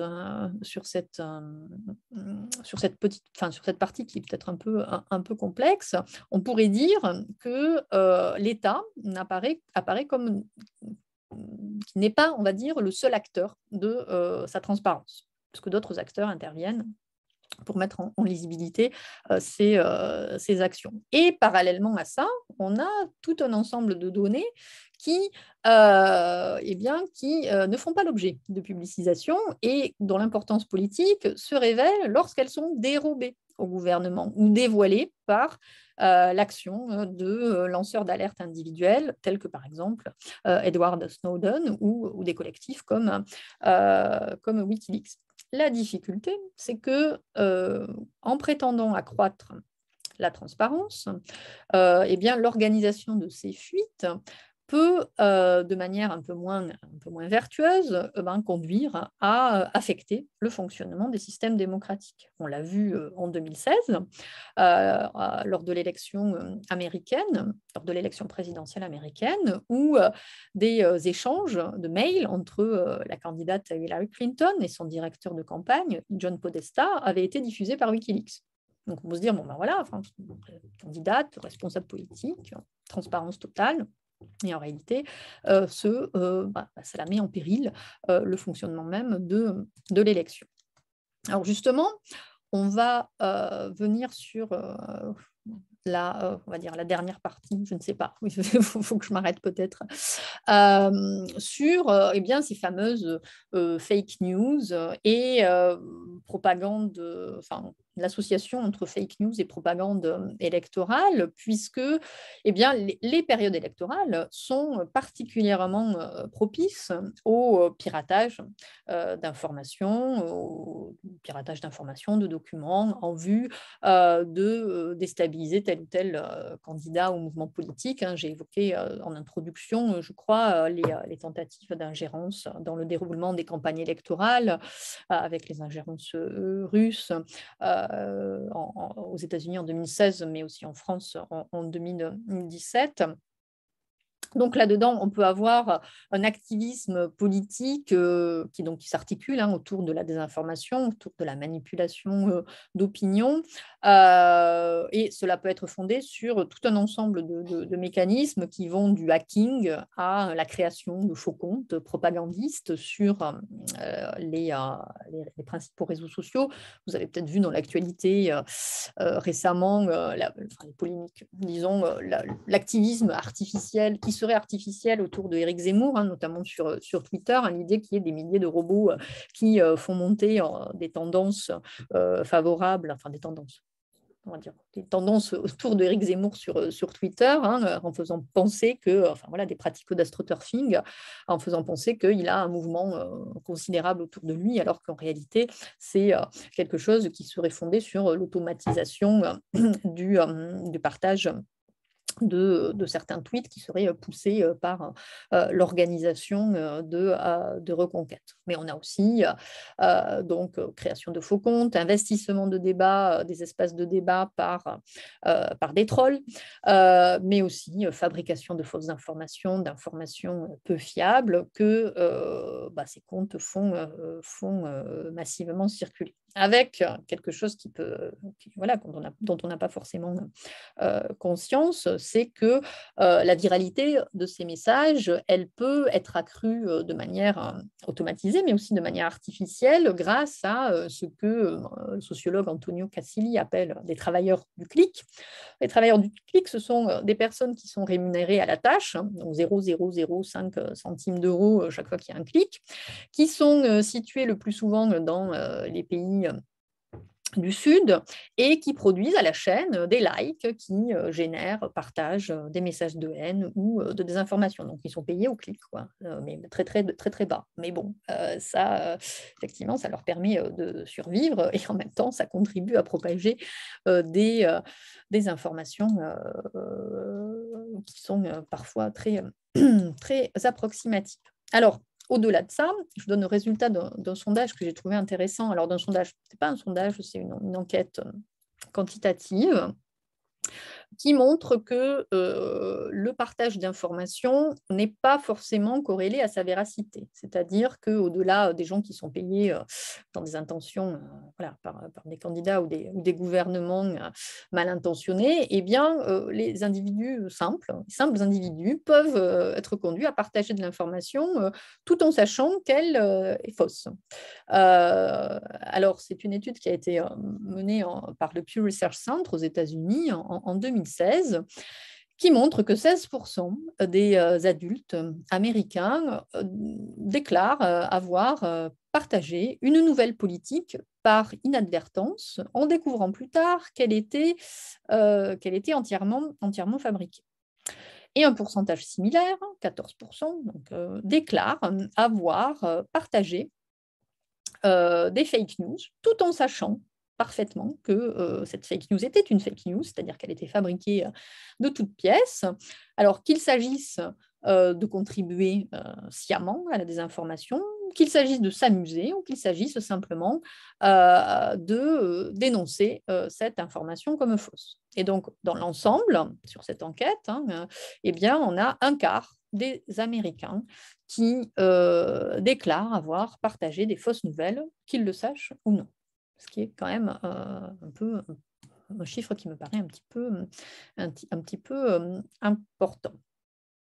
En dernier lieu, on a, alors peut-être je vais m'arrêter là, enfin, c'est Madame Rochu ou Madame Tabariès qui me dit quand je dois m'arrêter. Non, vous avez encore quelques petites minutes, mais après, effectivement, il faudra arrêter. Bon, ben, je vais conclure sur les contre-discours et les théories complotistes, simplement pour dire que la circulation de ces fake news, évidemment, elles ne se limitent pas aux périodes électorales et elles peuvent constituer des instruments de gouvernement pour les pouvoirs en place, qu'il s'agisse de promouvoir des discours conspirationnistes comme aux États-Unis ou de fustiger certaines communautés, comme la communauté LGBT au Brésil, en s'appuyant sur des mouvements antidémocratiques ou d'extrême droite qui sont très actifs sur des forums de discussion ou divers réseaux sociaux tels que notamment Instagram, Reddit, 4chan ou YouTube. Donc, ils s'appuient sur des mouvements antidémocratiques, mais aussi sur des robots qui automatisent la diffusion de contenus racistes, sexistes, plus généralement calomnieux. Alors, on a eu des choses qui, alors, comparables, peut-être pas similaires, mais comparables à propos de la manière de juguler l'épidémie de Covid, puisque ça a aussi généré un certain nombre de fausses nouvelles ou d'informations approximatives dans un contexte d'incertitude globale. Ça, c'est parce que, évidemment, contrairement à certaines maladies, il y a une incertitude sur le Covid qui fait que c'était difficile de dire ça, c'est une fausse information, ça, c'est une information exacte. C'était quand même un petit peu compliqué, mais comme le rappelle Romain Badoir, dans son ouvrage Les nouvelles lois du web, modération et censure, toutes les plateformes numériques ont des dispositifs de modération qui combinent détection automatique, donc à travers des mots-clés, des listes de mots-clés, et supervision humaine pour définir ce qui peut être dit ou ce qui ne peut pas être dit, ou ce qui peut être montré ou ce qui ne peut pas être montré. Alors, la difficulté, c'est que la ligne de démarcation entre la modération et la censure, elle est très fine et surtout, elle laisse voir, je crois que c'est une idée quand même assez importante, le rôle majeur de ces plateformes dans l'espace public, rôle majeur en tant que lieu privilégié de la discussion ordinaire, mais aussi de combat idéologique. Alors, il faut quand même rappeler que puisque j'étais sur une partie concernant les discours un peu complotistes ou problématiques, on a certainement le web qui joue un rôle dans le déploiement de diverses théories plus ou moins farfelues, mais il faut quand même avoir présent à l'esprit que l'adhésion à cet univers, à un univers complotiste, un peu genre la Terre est plate, je vous donne un exemple plus drôle que simplement le fait que le monde est gouverné par des Illuminati qui sont pédophiles, parce qu'on a quand même des choses comme ça aussi. Mais l'adhésion à ce type d'univers, c'est aussi quelque chose qui trouve sa source dans le fonctionnement médiatique plus général, donc pas que le web, et dans le parcours évidemment biographique des individus. Donc, si on se place de ce point de vue, un média, par exemple, comme Fox News, aux États-Unis, il a pu servir de caisse de résonance à des théories du complot sans équivalent dans les sphères médiatiques d'autres pays occidentaux. Donc, ce que je veux dire, c'est qu'il faut inscrire aussi les pratiques numériques dans un écosystème médiatique plus global qui peut aider aussi à diffuser des choses qui sont très contestables du point de vue de leur contenu et de leur proximité à la vérité. Voilà, je vais m'arrêter là peut-être, mesdames, pour laisser la place à la discussion, peut-être. Très bien. Merci beaucoup pour votre intervention. Et oui, maintenant, on peut passer à la discussion, aux questions. Alors, j'ai cru comprendre que déjà, vous aviez déjà des petites questions qui vous avaient été adressées personnellement. Oui, alors j'ai vu, c'est non, alors c'est pas c'est Dominique qui m'envoie Dominique G, qui me dit que c'est clair parce que je posais la question de savoir si le public pouvait suivre parce que des fois je sais que je parlais un peu vite et que bon j'avais pas amené de support donc parfois c'est peut-être un peu compliqué. Voilà, mais il me disait que c'était OK, donc voilà, je ne sais pas si les autres participants c'est OK aussi. Et puis il y avait alors Université Populaire 14e qui me demandait si les questions, s'il disait que les questionnaires, mais j'en ai parlé avec l'application Élise, existaient aussi sur papier. Donc la réponse était oui, mais sinon non, j'ai pas eu d'autres questions. Ah, d'accord, très bien. Écoutez, donc la discussion est ouverte à tout le monde. Je sais que c'est difficile d'être le premier ou la première à prendre la parole, mais ne vous gênez pas, par le chat ou par oralement. Oui, tout à fait. J'ai une caméra allumée. Oui, c'est Université Populaire. 2 caméras allumées. Donc, vous avez peut-être 2 potentiellement questions à avoir. Caméra allumée, c'est un mosaïque festival. Alors, oui, alors. Maintenant. 3. Allez-y, madame, allez-y. Oui, quelle est la part de liberté? Évidemment, c'est la question importante dans ces multimédias. Et on a le sentiment que ce qui est au fond de la question, c'est l'efficacité à n'importe quel prix, ne pas perdre de temps sur rien. Et la question,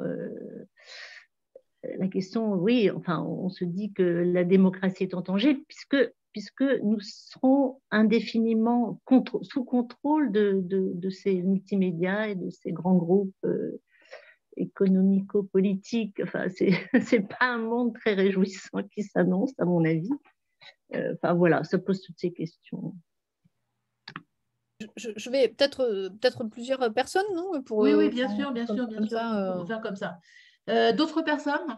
Oui, moi, est-ce que je ne sais pas si vous m'entendez? Oui, on vous entend. Ok. Moi, je me pose la question, c'est vrai que le web, en effet, participe à la démocratisation, etc. Mais dans le cadre, par exemple, de la guerre en Ukraine, etc., comment peut-on authentifier des vidéos qui y sont diffusées et qui entraînent des conséquences dramatiques, bon, déjà au niveau humain, mais au niveau politique? Je veux dire, après ça, on les qualifie des actes de crimes de guerre, à juste titre ou non. Enfin bon, il y a le problème de l'authentification des vidéos qui sont diffusées. Quelles sont les instances ou les critères qui sont mis en place ou les instances qui permettent d'authentifier la diffusion de ces vidéos? D'accord. Une troisième éventuellement?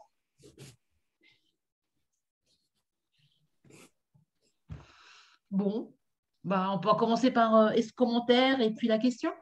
Oui, alors c'est des questions pas faciles. Effectivement, là, j'ai fait une présentation. Bon, je pensais essayer de l'équilibrer un peu plus quand vous dites la démocratie est en danger. Et la démocratie, c'est pas un système stable, acquis une bonne fois pour toutes. Oui. Donc, il y a eu par le passé, d'autres tentatives qui n'étaient pas fondées sur le web, où on sait que c'est un régime qui est peut-être le meilleur des régimes ou le moins pire possible, mais qui doit faire l'objet d'une protection constante de la part de ceux qui en bénéficient. Donc voilà, je dirais c'est pas pire, c'est pas pire qu'avant, c'est juste différent, c'est-à-dire que les modalités de la menace sont peut-être un peu différentes. Et surtout, ce qui a changé, c'est que ce n'est pas forcément, encore une fois, des intentions malignes de la part des grands groupes. Il y a des actions qui proviennent d'individus ou de gouvernements mal intentionnés, sans doute, mais c'est l'économie globale, générale, et les comportements individuels qui, additionnés, produisent des choses qui peuvent être problématiques. Alors après, à l'échelle individuelle, il y a toujours, mais je vais faire un parallèle avec la question de la protection climatique, c'est-à-dire qu'à l'échelle individuelle, vous pouvez toujours avoir une boîte à lombric, effectivement, pour faire votre compost. Mais la réalité, c'est que si les États eux-mêmes n'adoptent pas des réglementations et des actions plus générales, votre boîte à lombric, elle sera insuffisante pour empêcher la fonte des glaces, quoi.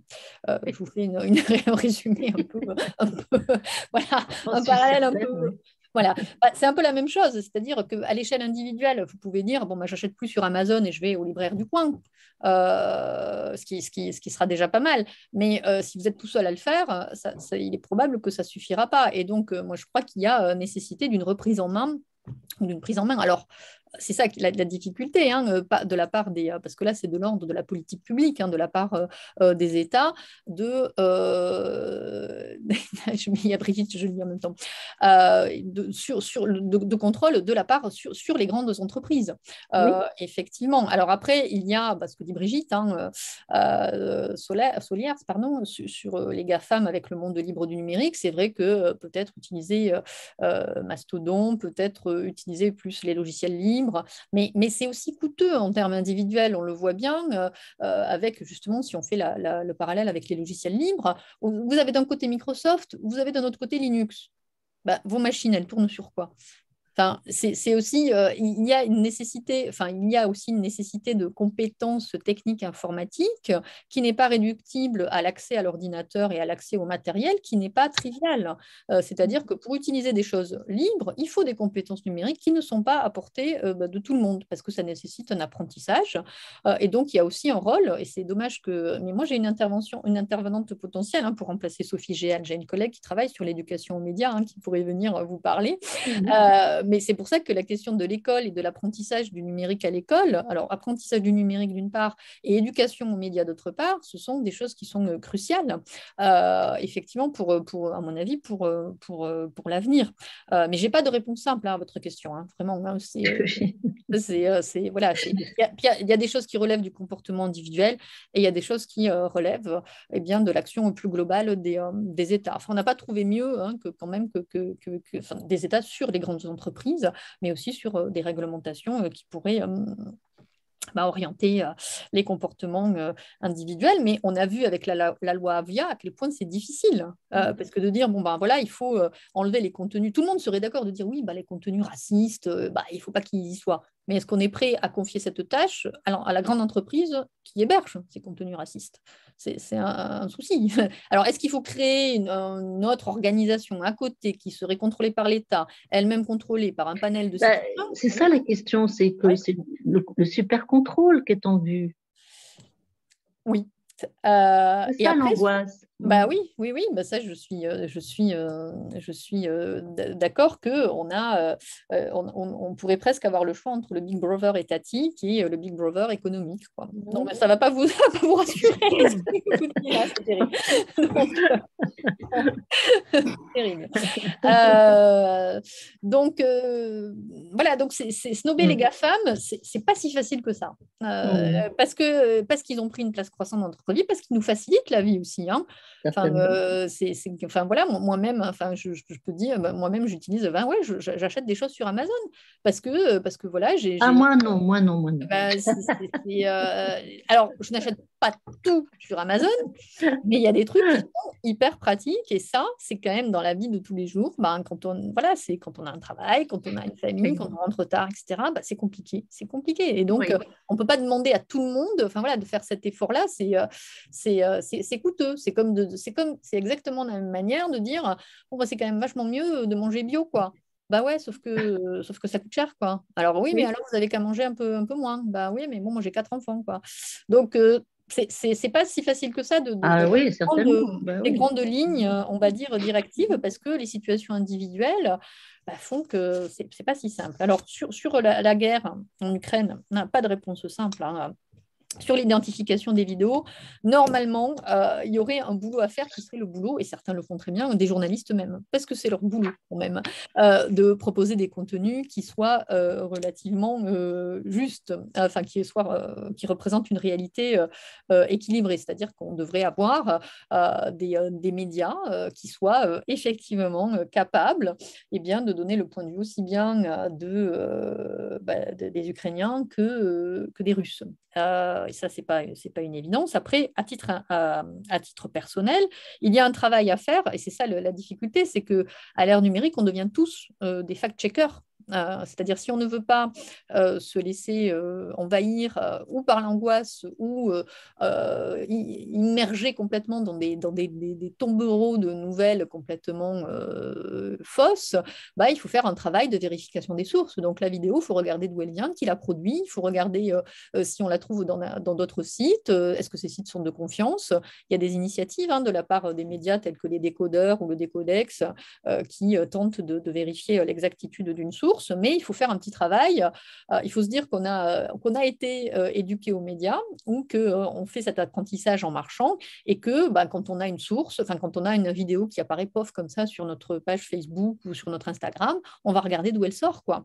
Et on va essayer de croiser différentes sources, de voir qui la commente, qui l'a sortie en premier, mais c'est quelque chose qui, effectivement, est coûteux. Après, on sait très bien que l'image ment, c'est-à-dire que, je vous donne un exemple beaucoup plus trivial, quand on voit les photos des meetings en plein air, selon l'angle de vue que l'on utilise, on a, voilà, au Trocadéro, Zemmour, c'est plein, et selon l'angle de vue que vous adoptez, finalement, il y a 3 pelés. Enfin, je dis Zemmour, mais ça peut être Macron, ça peut être n'importe qui. Donc, l'image construit une certaine forme de la réalité en tant que telle. Donc, il faut déjà avoir conscience, je pense que c'est le cas pour vous, de ça, avant de se dire que ça représente la réalité. Ce qui prémunit le plus, mais c'est ce qui nous manque le plus, parce que ça demande du temps, c'est de croiser les sources, de regarder plusieurs informations différentes en provenance de sources différentes. C'est pas de lire 100% Valeurs Actuelles et rien d'autre, ou 100% Libé et rien d'autre. Voilà, je vous donne. Mais après, ça demande du temps. C'est-à-dire que l'idéal, dans un monde idéal, si on regardait simplement les médias, les médias de masse, il faudrait, oui, regarder un peu votre page Facebook, votre Instagram, aller lire quelques articles sur Libé, regarder ce qu'en dit le Figaro, discuter avec vos proches. Mais ça, c'est un idéal du citoyen rationnel qui discute, qui a le temps pour ça. Et dans le monde actuel, c'est pas si facile, quoi. Si tant est que ça a eu déjà existé, ce qui est encore une autre chose, quoi. D'autres questions? Il y a Éric Bouchot qui a levé la main. Ah bah Éric, alors à toi la parole. Oui, est-ce qu'on pourrait imaginer qu'en faisant le parallèle avec des dispositifs qui existent sur les produits alimentaires, avec Nutri-Score par exemple, il puisse y avoir dans le monde numérique un dispositif, je ne sais pas, on appellerait AppliScore ou je ne sais pas quoi, mais qui permettent de donner, de guider le consommateur du numérique par rapport à des applications qui seraient plus ou moins toxiques sur la manière dont on est pillé par rapport à nos données personnelles, etc. Enfin, bon, c'est peut-être un peu n'importe quoi, ma question. Non, mais ce n'est pas n'importe quoi, et ce d'autant plus que, alors ça n'existe pas sur les applications en tant que telles, mais ça existe sur les informations. Vous le voyez peut-être actuellement avec, alors c'est sur les, bon, je donne cet exemple parce que c'est en plein dans l'actualité, mais sur les affirmations des candidats à l'élection présidentielle. Vous avez, voilà, quand dit, je ne sais pas moi, quand un des candidats dit 95% des délinquants sont musulmans, je dis n'importe quoi. Bon, voilà. Vous avez voilà, des sites, notamment des médias traditionnels, qui disent pourquoi cette déclaration est plutôt fausse, plutôt vraie, plutôt contestable. Ou depuis que Anne Hidalgo est maire de Paris, on respire mieux, la qualité de l'air a augmenté de 3 points. Pourquoi c'est vrai, pourquoi c'est faux? Donc, ça n'existe pas. Le dispositif que vous avez imaginé en parallèle avec le Nutri-Score, ce serait plutôt malin de mon point de vue, mais donc il y a des opérations de fact-checking ou de débunkage, il y a des gens qui parlent de débunkage, c'est-à-dire essayer d'apprécier le degré de véracité d'une information. Donc c'est un travail que certains journalistes, mais aussi certaines associations peuvent faire. En 2012, on avait une association Vigie européenne qui faisait la même chose. sur les déclarations des candidats par rapport à l'Union européenne, puisque l'Union européenne est accusée souvent de tous les maux. Et donc, voilà, est-ce que l'Union européenne va interdire le Nutella, etc. Donc, il y avait des opérations comme ça qui étaient menées. Après, la difficulté, la difficulté, c'est que qui va le faire? C'est-à-dire qu'à supposer que, voilà, on considère que Twitter, c'est un truc quand même moyennement sûr, qui va attribuer le label? C'est ça le problème. C'est-à-dire, une fois qu'on dit, ouais, on est d'accord, ok, il faut que Twitter, vraiment, on s'en méfie parce que ça contribue à diffuser des informations qui sont quand même pas terribles. Comment on fait? Enfin, est-ce que ce doit être un conglomérat, une assemblée mondiale? Parce que Twitter, c'est mondial. Alors déjà qu'on a du mal vous voyez, à s'entendre sur des... Enfin, c'est quand même compliqué. Est-ce que ça doit être national? Mais auquel cas, on va avoir une partie de ces informations qui vont transiter par des serveurs qui ne sont pas sur le territoire national. Donc, bon, voilà. Et qui va vouloir le faire, d'une part, et quelle va être leur légitimité? Parce que sur quoi va reposer la légitimité? Sur la compétence, sur l'expertise, sur la pratique, sur le fait d'être élu. Donc ça pose pas mal de... En théorie, ce serait sans doute très bien. En pratique, on n'a pas... en pratique, ce qui existe, c'est sur certains types d'informations, mais pas sur tout. Donc voilà, bon, je prends l'exemple des promesses électorales ou des affirmations électorales qui sont généralement bien balisées, ou en tout cas dont on peut essayer de vérifier leur degré de proximité à la réalité. Après, ça peut exister quand il y a des polémiques sur le Covid. Certaines affirmations ont pu aussi faire l'objet de débunkages sur voilà, des complots plus généraux. Il y a des journalistes, des associations et même des citoyens individuels qui pratiquent ce type de vérification des faits. Mais voilà, ça veut dire qu'il faut avoir présent à l'esprit qu'on n'est pas simplement des consommateurs d'informations, que c'est pas simplement on va regarder la télé et donc ce qui apparaît au JT, c'est ça l'information, c'est ça la réalité. Si on se dit, moi je m'informe à travers les réseaux sociaux ou le web ou les sites web, il faut se dire ma posture doit changer, quoi. Ma posture ne peut plus être celle simplement de la consommation d'informations. Ouais. Merci. Il y a une remarque de Muriel Tabarier qui dit que... C'est de la voir, oui. Ouais, voilà, vous allez la voir. Donc, il semblerait que, d'après une enquête récente, que les jeunes de moins de 35 ans croient à au moins une théorie du complot, du fait sans doute de leur information sur les réseaux sociaux uniquement. Et évidemment, ça représente un danger pour l'avenir de la démocratie. Oui. J'ai vu passer cette enquête. J'ai vu passer des enquêtes, je ne sais pas si c'est la même, mais ce n'était pas d'ailleurs uniquement les jeunes, c'était que, effectivement, c'était assez drôle d'ailleurs.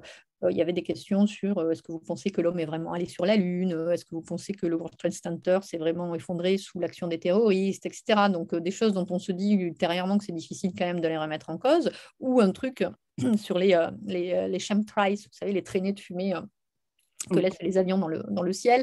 Est-ce que c'est l'œuvre des gouvernements pour empoisonner la population? Donc, ça pullule, il y en a plein, des théories, des idées comme ça. Et ce qui était encore plus inquiétant dans l'enquête, c'est que c'était à la fois l'âge, mais aussi le niveau d'éducation n'avait pas forcément de prise. C'est-à-dire que même les gens qui avaient un niveau d'éducation dont on pourrait, en hypothèse, penser que voilà, ils sont moins sensibles à ce type d'élucubration, eh bien, ça ne changeait pas. C'est-à-dire que même les gens très éduqués pouvaient croire à au moins une théorie du complot. Donc, ouais, il n'y a pas de remède. Enfin, il n'y a pas de remède. Le remède, c'est l'éducation aux médias, l'éducation à l'information et la discussion autant que possible, et la volonté, on va dire, de s'informer. Et ce n'est pas donné à tout le monde. C'est-à-dire dans le sens où voilà, on aime bien aussi, on parlait tout à l'heure des chambres d'écho et des communautés homogènes de pensée, sur un plan psychologique, c'est beaucoup plus confortable de rester cantonné à ses certitudes que de se confronter à des avis contradictoires. Et ça, c'est une difficulté. Donc oui, pour répondre à Muriel Tabarias, oui, c'est un danger pour la démocratie, sans aucun doute, de mon point de vue, oui. Et le problème aussi viendrait du fait que les jeunes ne s'informent jamais sur les médias traditionnels. Et donc, ils sont vraiment soumis à des avalanches de désinformation. Et, et visiblement, ils ne sont pas intéressés par ces médias. Alors, comment faire pour les rebrancher, si je puis dire, sur des médias qui soient un peu plus sérieux, vérifiés, critiques, etc. Alors, c'est vrai et c'est faux, parce que bon, moi, je ne suis pas Sophie GL, donc je n'ai pas travaillé spécifiquement sur cette question. Après, il existe en ligne des médias qui sont quand même assez prisés par les jeunes, je vous donner quelques exemples, et qui font un boulot qui n'est pas mauvais. Les vidéos sur YouTube de quelqu'un comme Hugo Décrypte, les jeunes les regardent beaucoup. Et c'est quand même assez intéressant le travail qu'il fait de décryptage de l'actualité. Là, il a interviewé tous les candidats à la présidentielle, sauf Pécresse et Macron. Et donc, il a un système d'interview qui, pour les personnes d'un certain âge, peut paraître un peu curieux, mais enfin, les candidats restent sur un buzzer, il y a une question qui apparaît. Enfin, voilà, c'est une autre modalité d'interview politique, mais les jeunes sont friands de ce type de vidéo. La même chose sur des choses telles que Twitch, par exemple, où il y a des chaînes... Alors, tous les jeunes ne regardent pas sur Twitch les chaînes politiques, mais certains le font. Donc, il y a quand même des îlots, pour l'instant, ce sont des îlots, mais c'est sans doute, ou des médias tels que Brut, Combini. Donc, c'est pas le même.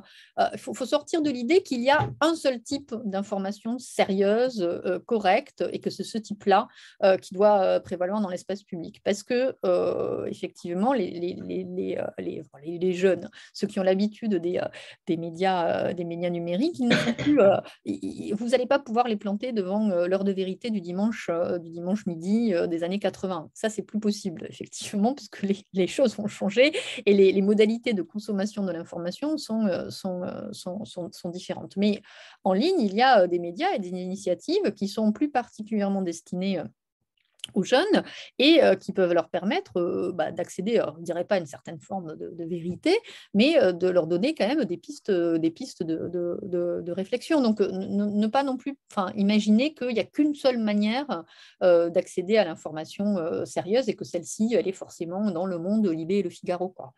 Parce que c'est pas forcément vrai. En tout cas, c'est pas vrai pour eux. Oui, mais ça signifie alors que le fait d'être d'être un médiateur, d'être un journaliste, c'est pas nécessaire, quoi. C'est n'importe qui peut faire une vidéo qui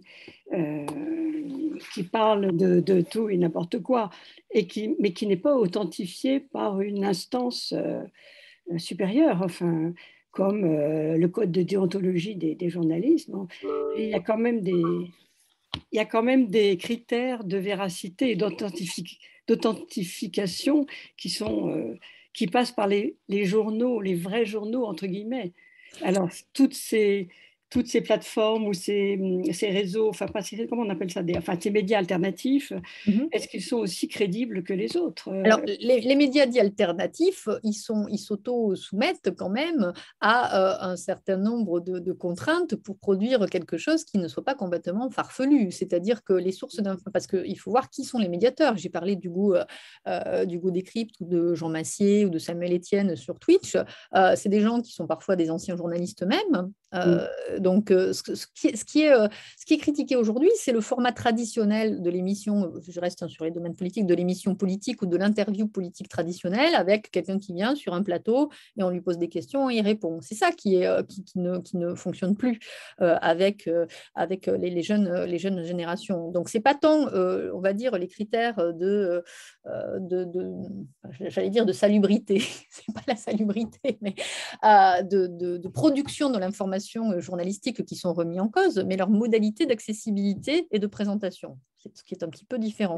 Donc, il n'y a pas effectivement sur YouTube. Vous verrez aussi que quand même, n'importe qui peut faire une vidéo, certes, mais tout le monde ne la regarde pas forcément. C'est-à-dire que oui, n'importe qui peut faire une vidéo, mais à un moment, il y a quand même un écrémage un peu collectif qui peut se faire. Et si des vidéos telles que celle d'Hugo Décrypte fonctionnent assez bien, c'est qu'il y a quand même un travail de sa part. C'est pas n'importe qui non plus, quoi. Enfin, je veux dire, c'est quelqu'un qui essaie d'appliquer justement des critères un peu journalistiques à ses émissions, mais qui le fait de manière différente des émissions politiques mainstream. Et ça fait une différence, quoi, pour les jeunes générations. Oui. Excusez-moi, je voulais juste intervenir. Tout à l'heure, vous avez cité Jean Massia. Je sais qu'il intervient beaucoup sur France Inter, donc sur un média on ne peut plus mainstream, et qui parle aussi à différents types de population. Hein. C'est pas que sur les jeunes. Et justement, Jean Massia intervient régulièrement sur le côté... Massier, hein, parce qu'il ne faut pas le confondre avec Jean Messia, qui est quand même notre personne. Non, pardon. Tout à fait différent. Mais il intervient beaucoup sur... Enfin, Massier, en tout cas, intervient beaucoup sur France Inter.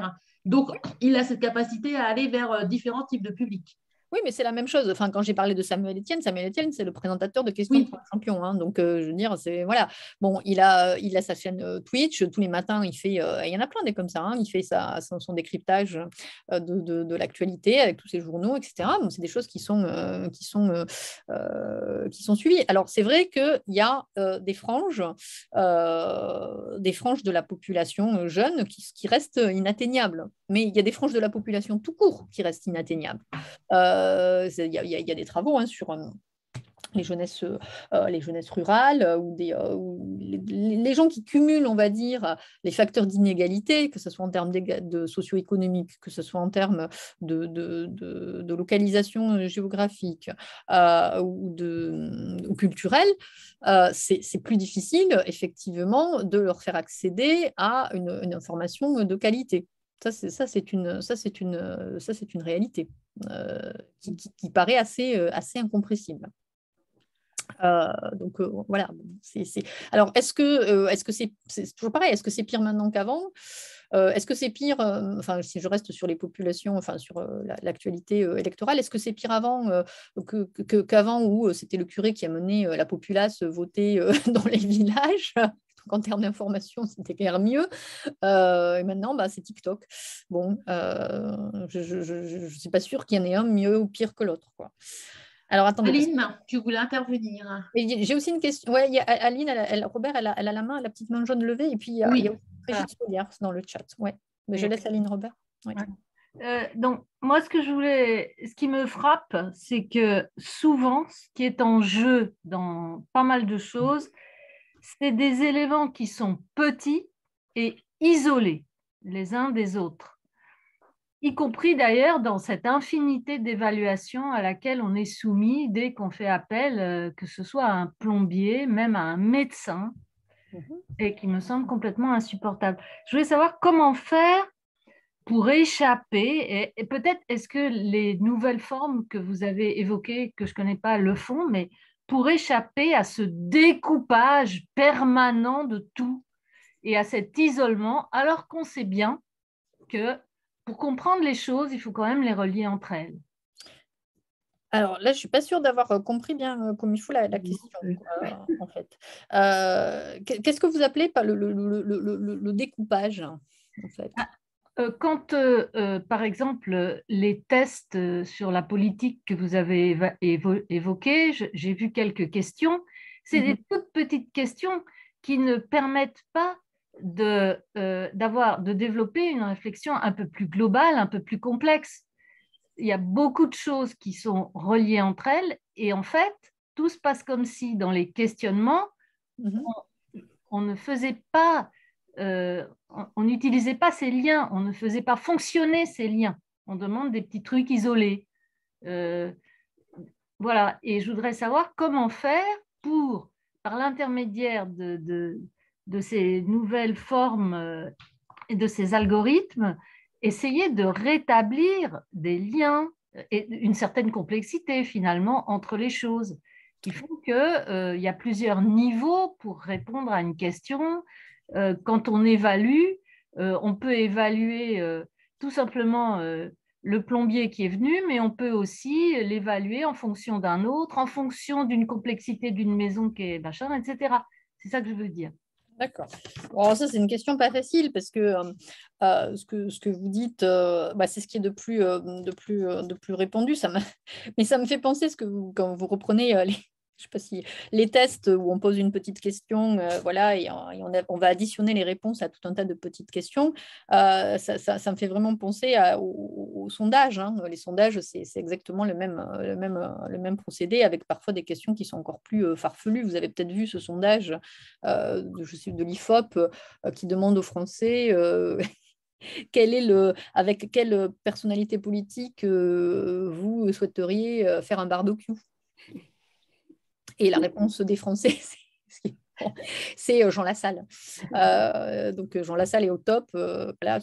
Donc, mais c'est typiquement ça, c'est-à-dire on va poser des micro-questions et parfois des questions d'une trivialité absolue, et voilà, qui n'ont pas de consistance ni idéologique, ni de quelque manière que ce soit. Alors, moi, je n'ai pas la réponse de savoir comment on fait pour rétablir des liens, qu'il s'agisse du plombier ou autre. En revanche, ce qu'il est possible de faire dans les pratiques des réseaux sociaux numériques, c'est, encore une fois, alors je me répète un petit peu, hein, de varier et de diversifier vos sources de telle manière à ce que les algorithmes ne vous enferment pas dans une seule catégorie. C'est-à-dire que si vous avez une page Facebook et que vous avez aimé Libération, eh ben, aimez aussi Le Figaro. Parce que comme ça, l'algorithme pourra se dire, bon, ben, finalement, on n'est pas que dans un secteur de pensée. Après, j'ai absolument aucune...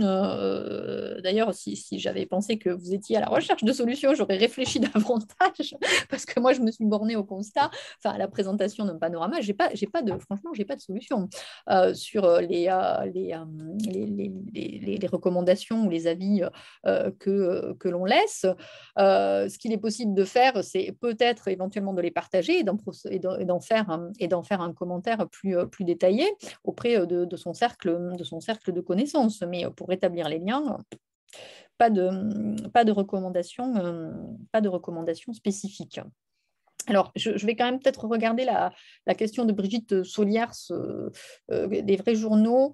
Les journaux, alors selon Muriel, attendez, je regarde. Hein, les journaux dont les propriétaires sont des groupes puissants qui en profitent, bah oui, ouais, mais c'est pas nouveau. Hein, les vrais journaux, enfin voilà, Rupert Murdoch, ça pose d'autres. C'est encore un autre problème hein, de concentration médiatique. Hein, on a en France, mais pas qu'en France, en Europe, partout, hein, des phénomènes de concentration et d'oligopole médiatique où il y a un individu ou un grand groupe qui possède plusieurs journaux et plusieurs groupes de presse et qui effectivement profitent, on le voit, vous avez peut-être vu cette enquête extrêmement intéressante par ma collègue Claire Secaille sur TPMP. Je ne sais pas si vous êtes des grands, si vous regardez vraiment Cyril Hanouna sur C8. Donc, elle a montré à travers des mesures extrêmement précises que Cyril Hanouna, sur ses deux émissions qui sont Face à Baba et Touche pas à mon poste, eh bien que le temps d'antenne qui était consacré à Éric Zemmour était de l'ordre de 60 à 70%. Donc, effectivement, il y a des chaînes et des émissions, si je reste sur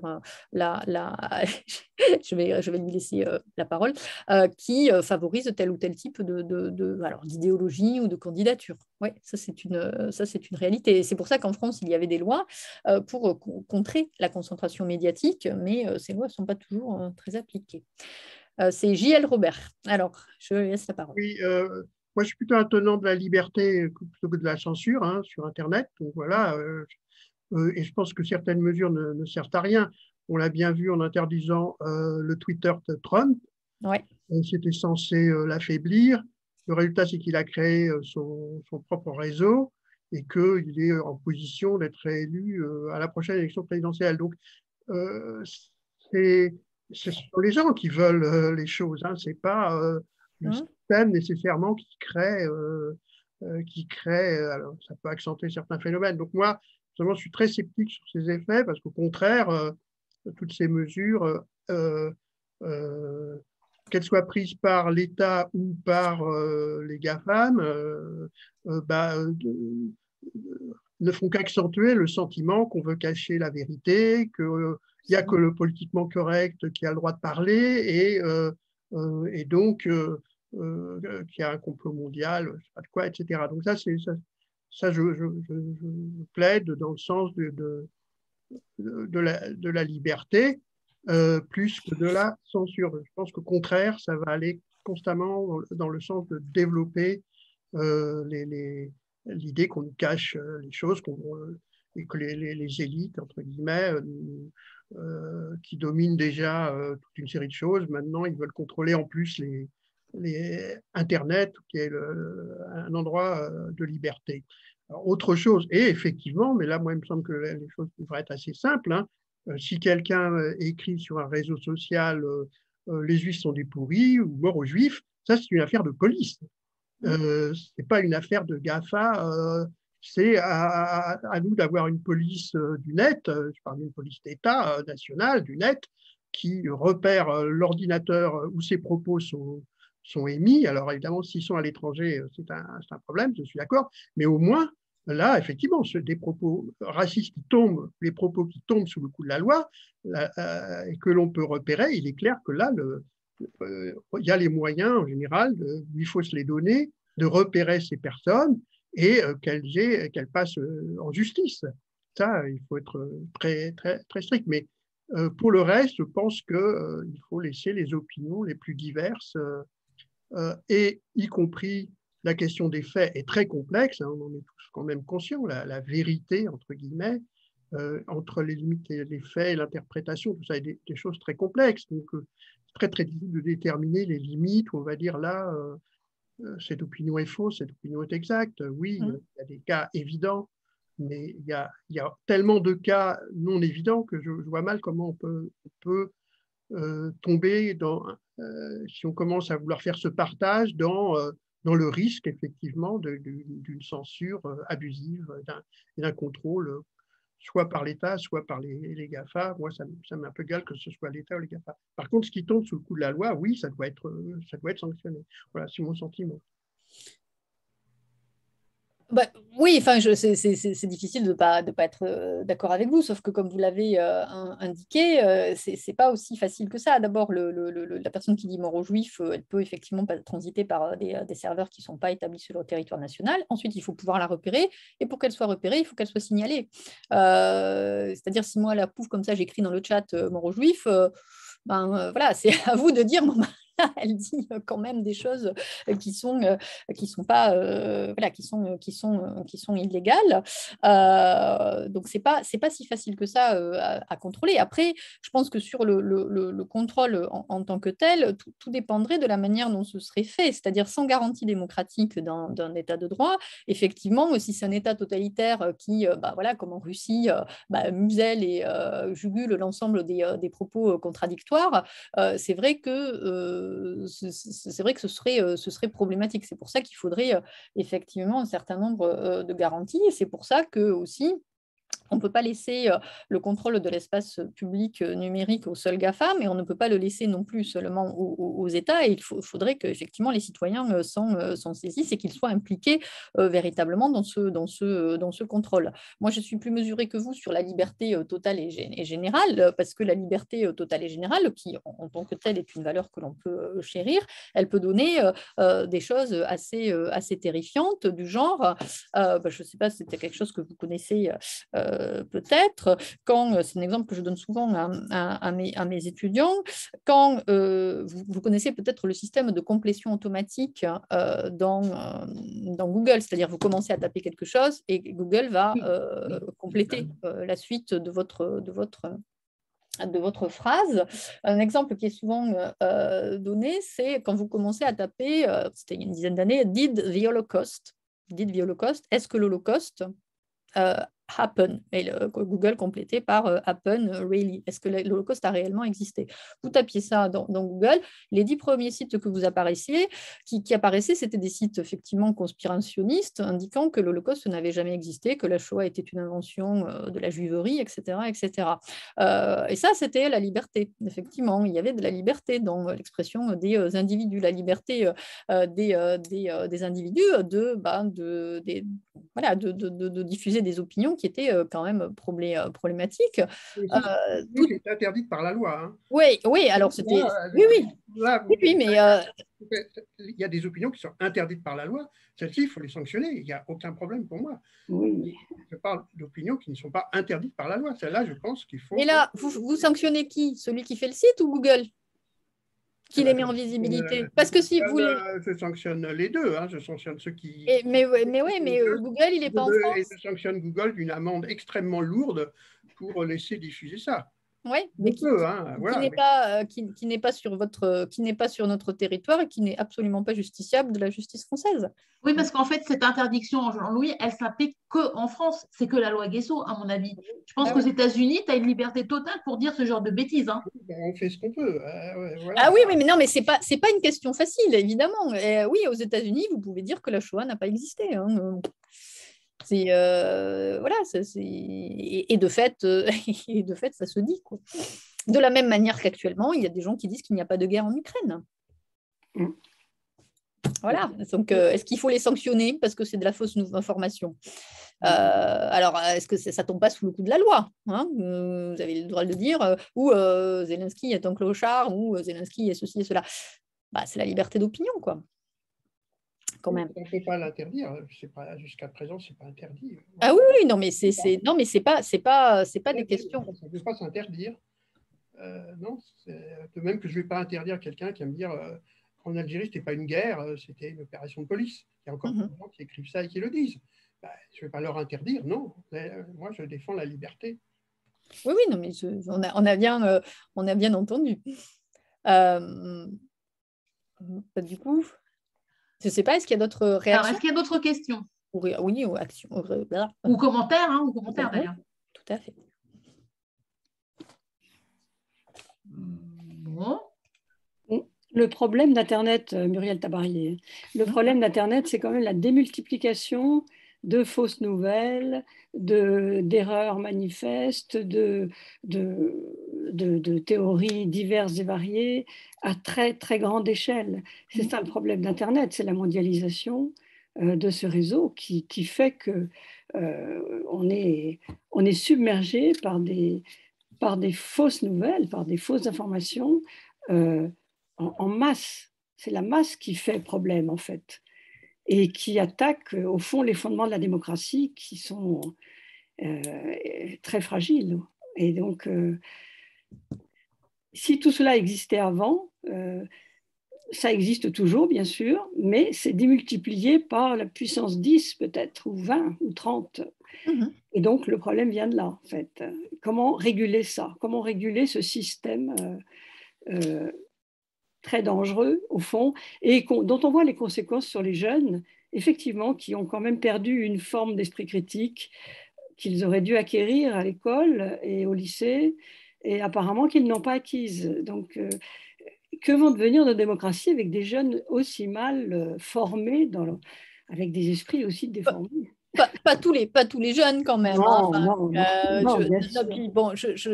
a le travail de l'école, il y a le travail des parents aussi, quand même. Donc, donc voilà, je vous trouve quand même très, très, très, très pessimiste par rapport à la jeune génération. Parce qu'encore une fois, il y a un peu de tout. Là, je crois qu'il y a et puis il y a effectivement beaucoup de fausses informations, mais il faut quand même essayer aussi de relativiser un peu dans le sens où globalement, malgré tout, si on regarde la masse d'informations qui existent, et c'est des données qui sont justement dans le petit bouquin de Romain Badoir, il y a des fake news, etc. Mais c'est un pourcentage qui est relativement faible si on regarde l'ensemble des informations qui circulent sur le web. C'est-à-dire que sur le web, vous n'avez pas 95% de fake news quand même. Donc, il faut quand même aussi le replacer. C'est vrai que là, on a placé la focale sur quelque chose qui est assez, qui peut être assez dirimant pour les démocraties, mais c'est un phénomène qui s'inscrit dans quelque chose de plus général. Et globalement, vous avez les jeunes qui regardent autant, qui s'informent autant sur Wikipédia, qui n'est pas non plus qu'un lieu de fausses nouvelles, que de jeunes qui vont regarder comme ça une vidéo un peu idiote sur TikTok, quoi. Donc donc, encore une fois, il y a quand même une diversité. C'est rare les personnes qui ne s'informent que sur un réseau avec une seule source, quoi, qu'on soit jeune ou pas jeune. Mais la problématique qu'on a déjà évoquée, hein, d'éducation aux médias, elle reste extrêmement importante. Est-ce que l'école seule peut s'en charger? C'est pas sûr. C'est pas sûr.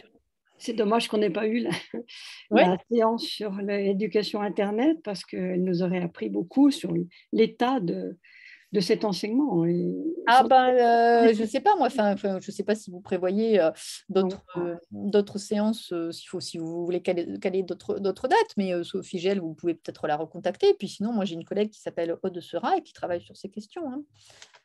Qui peut éventuellement venir, enfin je ne sais pas, hein, selon ses dispos, hein, mais en tout cas, elle serait, enfin voilà, c'est son travail. Donc, voilà. On va voir, on va discuter pour voir si on rajoute une séance, mais c'est les vacances scolaires aussi. Voilà, ça c'est à vous de, voilà, c'est vous qui pouvez vous organiser. Voilà. Alors, je voulais quand même terminer par quelque chose, parce que j'en avais parlé avec mesdames Tabarié et Rochu, c'est que je vais profiter de ma présence ici pour vous solliciter à mon tour, parce que je fais une enquête avec un collègue qui s'appelle Julien Boyadjian, qui est à Sciences Po Lille, et on fait une enquête sur les pratiques d'activisme numérique et d'information durant la campagne électorale. Donc, on a réalisé plusieurs entretiens, et pour l'instant, essentiellement avec des militants de différents partis politiques, les partis étant La République En Marche, Reconquête et la France Insoumise. Donc, on a une partie, effectivement, on a fait une enquête avec des personnes très extrêmement politisées. Et là, on aimerait élargir notre enquête en termes de avec une interrogation sur les formes justement d'information des individus, mais des individus qui ne se revendiquent pas spécialement militants, donc des individus entre guillemets ordinaires, qui ne font pas partie spécialement d'un parti politique, ou en tout cas qui ne militent pas pour tel ou tel candidat. Et on a pensé justement que vous pourriez participer à cette enquête, évidemment pour celles et ceux qui seraient intéressés. Donc je lance une annonce et une bouteille à la mer, parce que on fait une petite, ce qu'on appelle des focus group, c'est-à-dire sur Zoom, hein, on réunit 3, 4, 5 personnes et on pose un cadre général avec quelques questions. Ça dure à peu près 1 heure, selon le nombre de personnes, 1 heure, 1 heure et demie. Et ça nous permet d'avoir quelques informations un peu différente de celles que l'on peut avoir par sondage, par questionnaire, etc., puisque c'est une discussion, un échange. Et donc, c'est extrêmement utile pour nous. Alors, je vous laisse... Je sais que c'est difficile de dire « ouais, moi, je suis intéressée », mais je vous laisse mon mail dans le chat quand même. Et puis, si vous pouvez me faire un petit signe pour me dire si vous voulez ou pas, enfin, si vous voulez, hein, évidemment, si vous ne voulez pas, ne m'écrivez pas pour me dire que vous n'êtes pas spécialement intéressé, mais écrivez-moi surtout si vous êtes intéressé, et puis on pourra s'organiser pour retrouver des dates et des horaires qui vous conviennent par rapport à vos propres emplois du temps. Mais ça serait très utile, parce que pour le coup, on a beaucoup parlé des jeunes, et les jeunes sont les personnes qui sont les plus accessibles en termes d'enquête, parce que mon collègue Julien et moi-même, on est à l'université, donc on a plein d'étudiants, des étudiants que l'on peut interroger sans trop de difficultés. En revanche, alors des personnes qui sont plus étudiantes, qui sont un peu plus âgées, on a beaucoup plus de mal à discuter avec, parce qu'ils sont moins accessibles, tout simplement. C'est combien de temps l'entretien? Pardon? Votre entretien, c'est combien de temps à peu près? C'est entre 1 heure et 1 heure et demie. Et il s'agit de discuter avec d'autres personnes qu'on ne connaît pas de politique. Tout à fait. Ah oui, d'accord. D'information, oui. C'est pas dire ah ouais, moi je soutiens telle personne parce qu'il est vraiment trop super, etc. C'est de dire moi je me suis informée sur tel ou tel candidat, vous n'êtes pas obligé de le dire, en regardant CNews, France 2, ou j'ai écouté France Inter, ou bien j'ai regardé une vidéo sur YouTube, ou bien rien de tout ça, j'ai discuté avec je sais pas, ma grand-mère ou n'importe quoi. Voilà, je donne des exemples un peu triviaux, hein, on s'intéresse aux pratiques, évidemment notamment numériques, en matière d'information à propos de la campagne électorale. Donc c'est une enquête qui est universitaire, donc c'est pas des choses qui sont utilisés sur la voie publique ou qui sont destinés à être… je vous mets aussi peut-être un petit… je me fais mon autopub parce que j'ai fait un entretien très récemment dans un magazine en ligne qui s'appelle Uzbek Erika, où je donne quelques éléments sur la campagne présidentielle. Donc, si vous avez le temps, vous pouvez le lire. Ces 3 questions, vous verrez, c'est pas… donc, je donne un point de vue sur les pratiques numériques des candidats, etc. Donc, voilà, pour voir… voilà, je vous mets le lien… c'est tout petit, hein, donc c'est pas une enquête. Enfin, pour l'instant, comme c'est les trucs préliminaires, c'est pas une enquête universitaire. Enfin, pour l'instant, ce que je dis dans l'entretien d'Uzbek Erika, c'est pas hyper approfondi. Hein. C'est parce que pour l'instant, le travail est en cours. Donc voilà, mais ça peut vous donner une idée un petit peu des problématiques et des questions qu'on peut, voilà, qui peuvent être évoquées. Voilà, il y a aucune, enfin, je veux dire, il y a pas d'obligation, enfin, de quoi que ce soit. Enfin, c'est assez détendu, hein, comme groupe. Hein, voilà, on discute. Je donne quelques, enfin, Julien ou moi, parce qu'on est 2 à animer en général l'entretien. On donne quelques questions. Voilà, qui nous intéresse le plus. Après, vous répondez comme vous voulez, c'est-à-dire il n'y a pas de bonne ou de mauvaise réponse, il n'y a pas de jugement, il n'y a pas d'évaluation, il n'y a pas de quoi que ce soit dans ce… Voilà, mais je vous en parle parce que je vous avoue que voilà, sur le plan universitaire, enfin, on a des pelletés d'étudiants, il n'y a pas de problème. Donc voilà. Mais alors après, c'est plus compliqué pour d'autres générations. Comment se nomme alors votre enquête? Comment se nomme quoi? Votre enquête que vous proposez? Elle n'a pas de nom spécifique. Moi, je l'appelle Public PR 2022. D'accord. C'est les publics, donc je l'appelle comme ça parce que c'est le son petit nom sur mon ordinateur. C'est public parce qu'on s'intéresse au public, PR pour présidentiel et 2022 parce que c'est 2022. Donc on se connecte sur votre site, c'est ça? Non, vous m'envoyez un petit… Non, j'ai pas de site. Vous m'envoyez un petit mot que vous êtes intéressé et moi, je vous enverrai un lien Zoom. D'accord. Voilà, mais on se mettra d'accord d'abord sur la date et l'heure. D'accord. Parce que voilà, il faudrait qu'on se voit. On n'a pas, comme on n'en a pas discuté, j'ai pas dit, tiens, je vais le faire le 10 avril à 17h. Il faut aussi en fonction de vos propres disponibilités. Donc, je vous proposerai plusieurs dates et vous me direz, cette date, ça me va ou cette date, ça ne me va pas. Et en fonction de la date, je vous enverrai le lien Zoom correspondant. D'accord. Voilà. Merci en tous les cas pour votre attention. J'espère quand même que vous n'êtes pas trop déprimé quand même par l'intervention, parce que bon, c'est des… Et j'espère que ça vous a intéressé, que voilà, vous pourrez prolonger la réflexion avec d'autres collègues ou entre vous. Voilà, je ne sais pas si… S'il y a d'autres… Moi, Muriel Tabariez, je vous remercie beaucoup et vous m'avez un petit peu rassurée, je dois dire. D'accord. C'est vrai que je suis très pessimiste concernant certaines choses. Et là, vous m'avez un petit peu rassurée. Bon, je repars un peu rassérénée. D'accord. Merci. Bon, en tout cas, c'était très intéressant et vous avez bien répondu aux questions que nous nous posions. Et je vous en remercie beaucoup. Merci à vous pour l'invitation. C'est super, vos interventions, enfin et puis l'initiative de l'Université populaire, hein, c'est super. Vraiment de faire ça, c'est chouette. Et puis vous avez bien construit le programme. Hein, enfin, puis la présentation de Muriel Tabariez était très bien aussi. Ah hein. oui.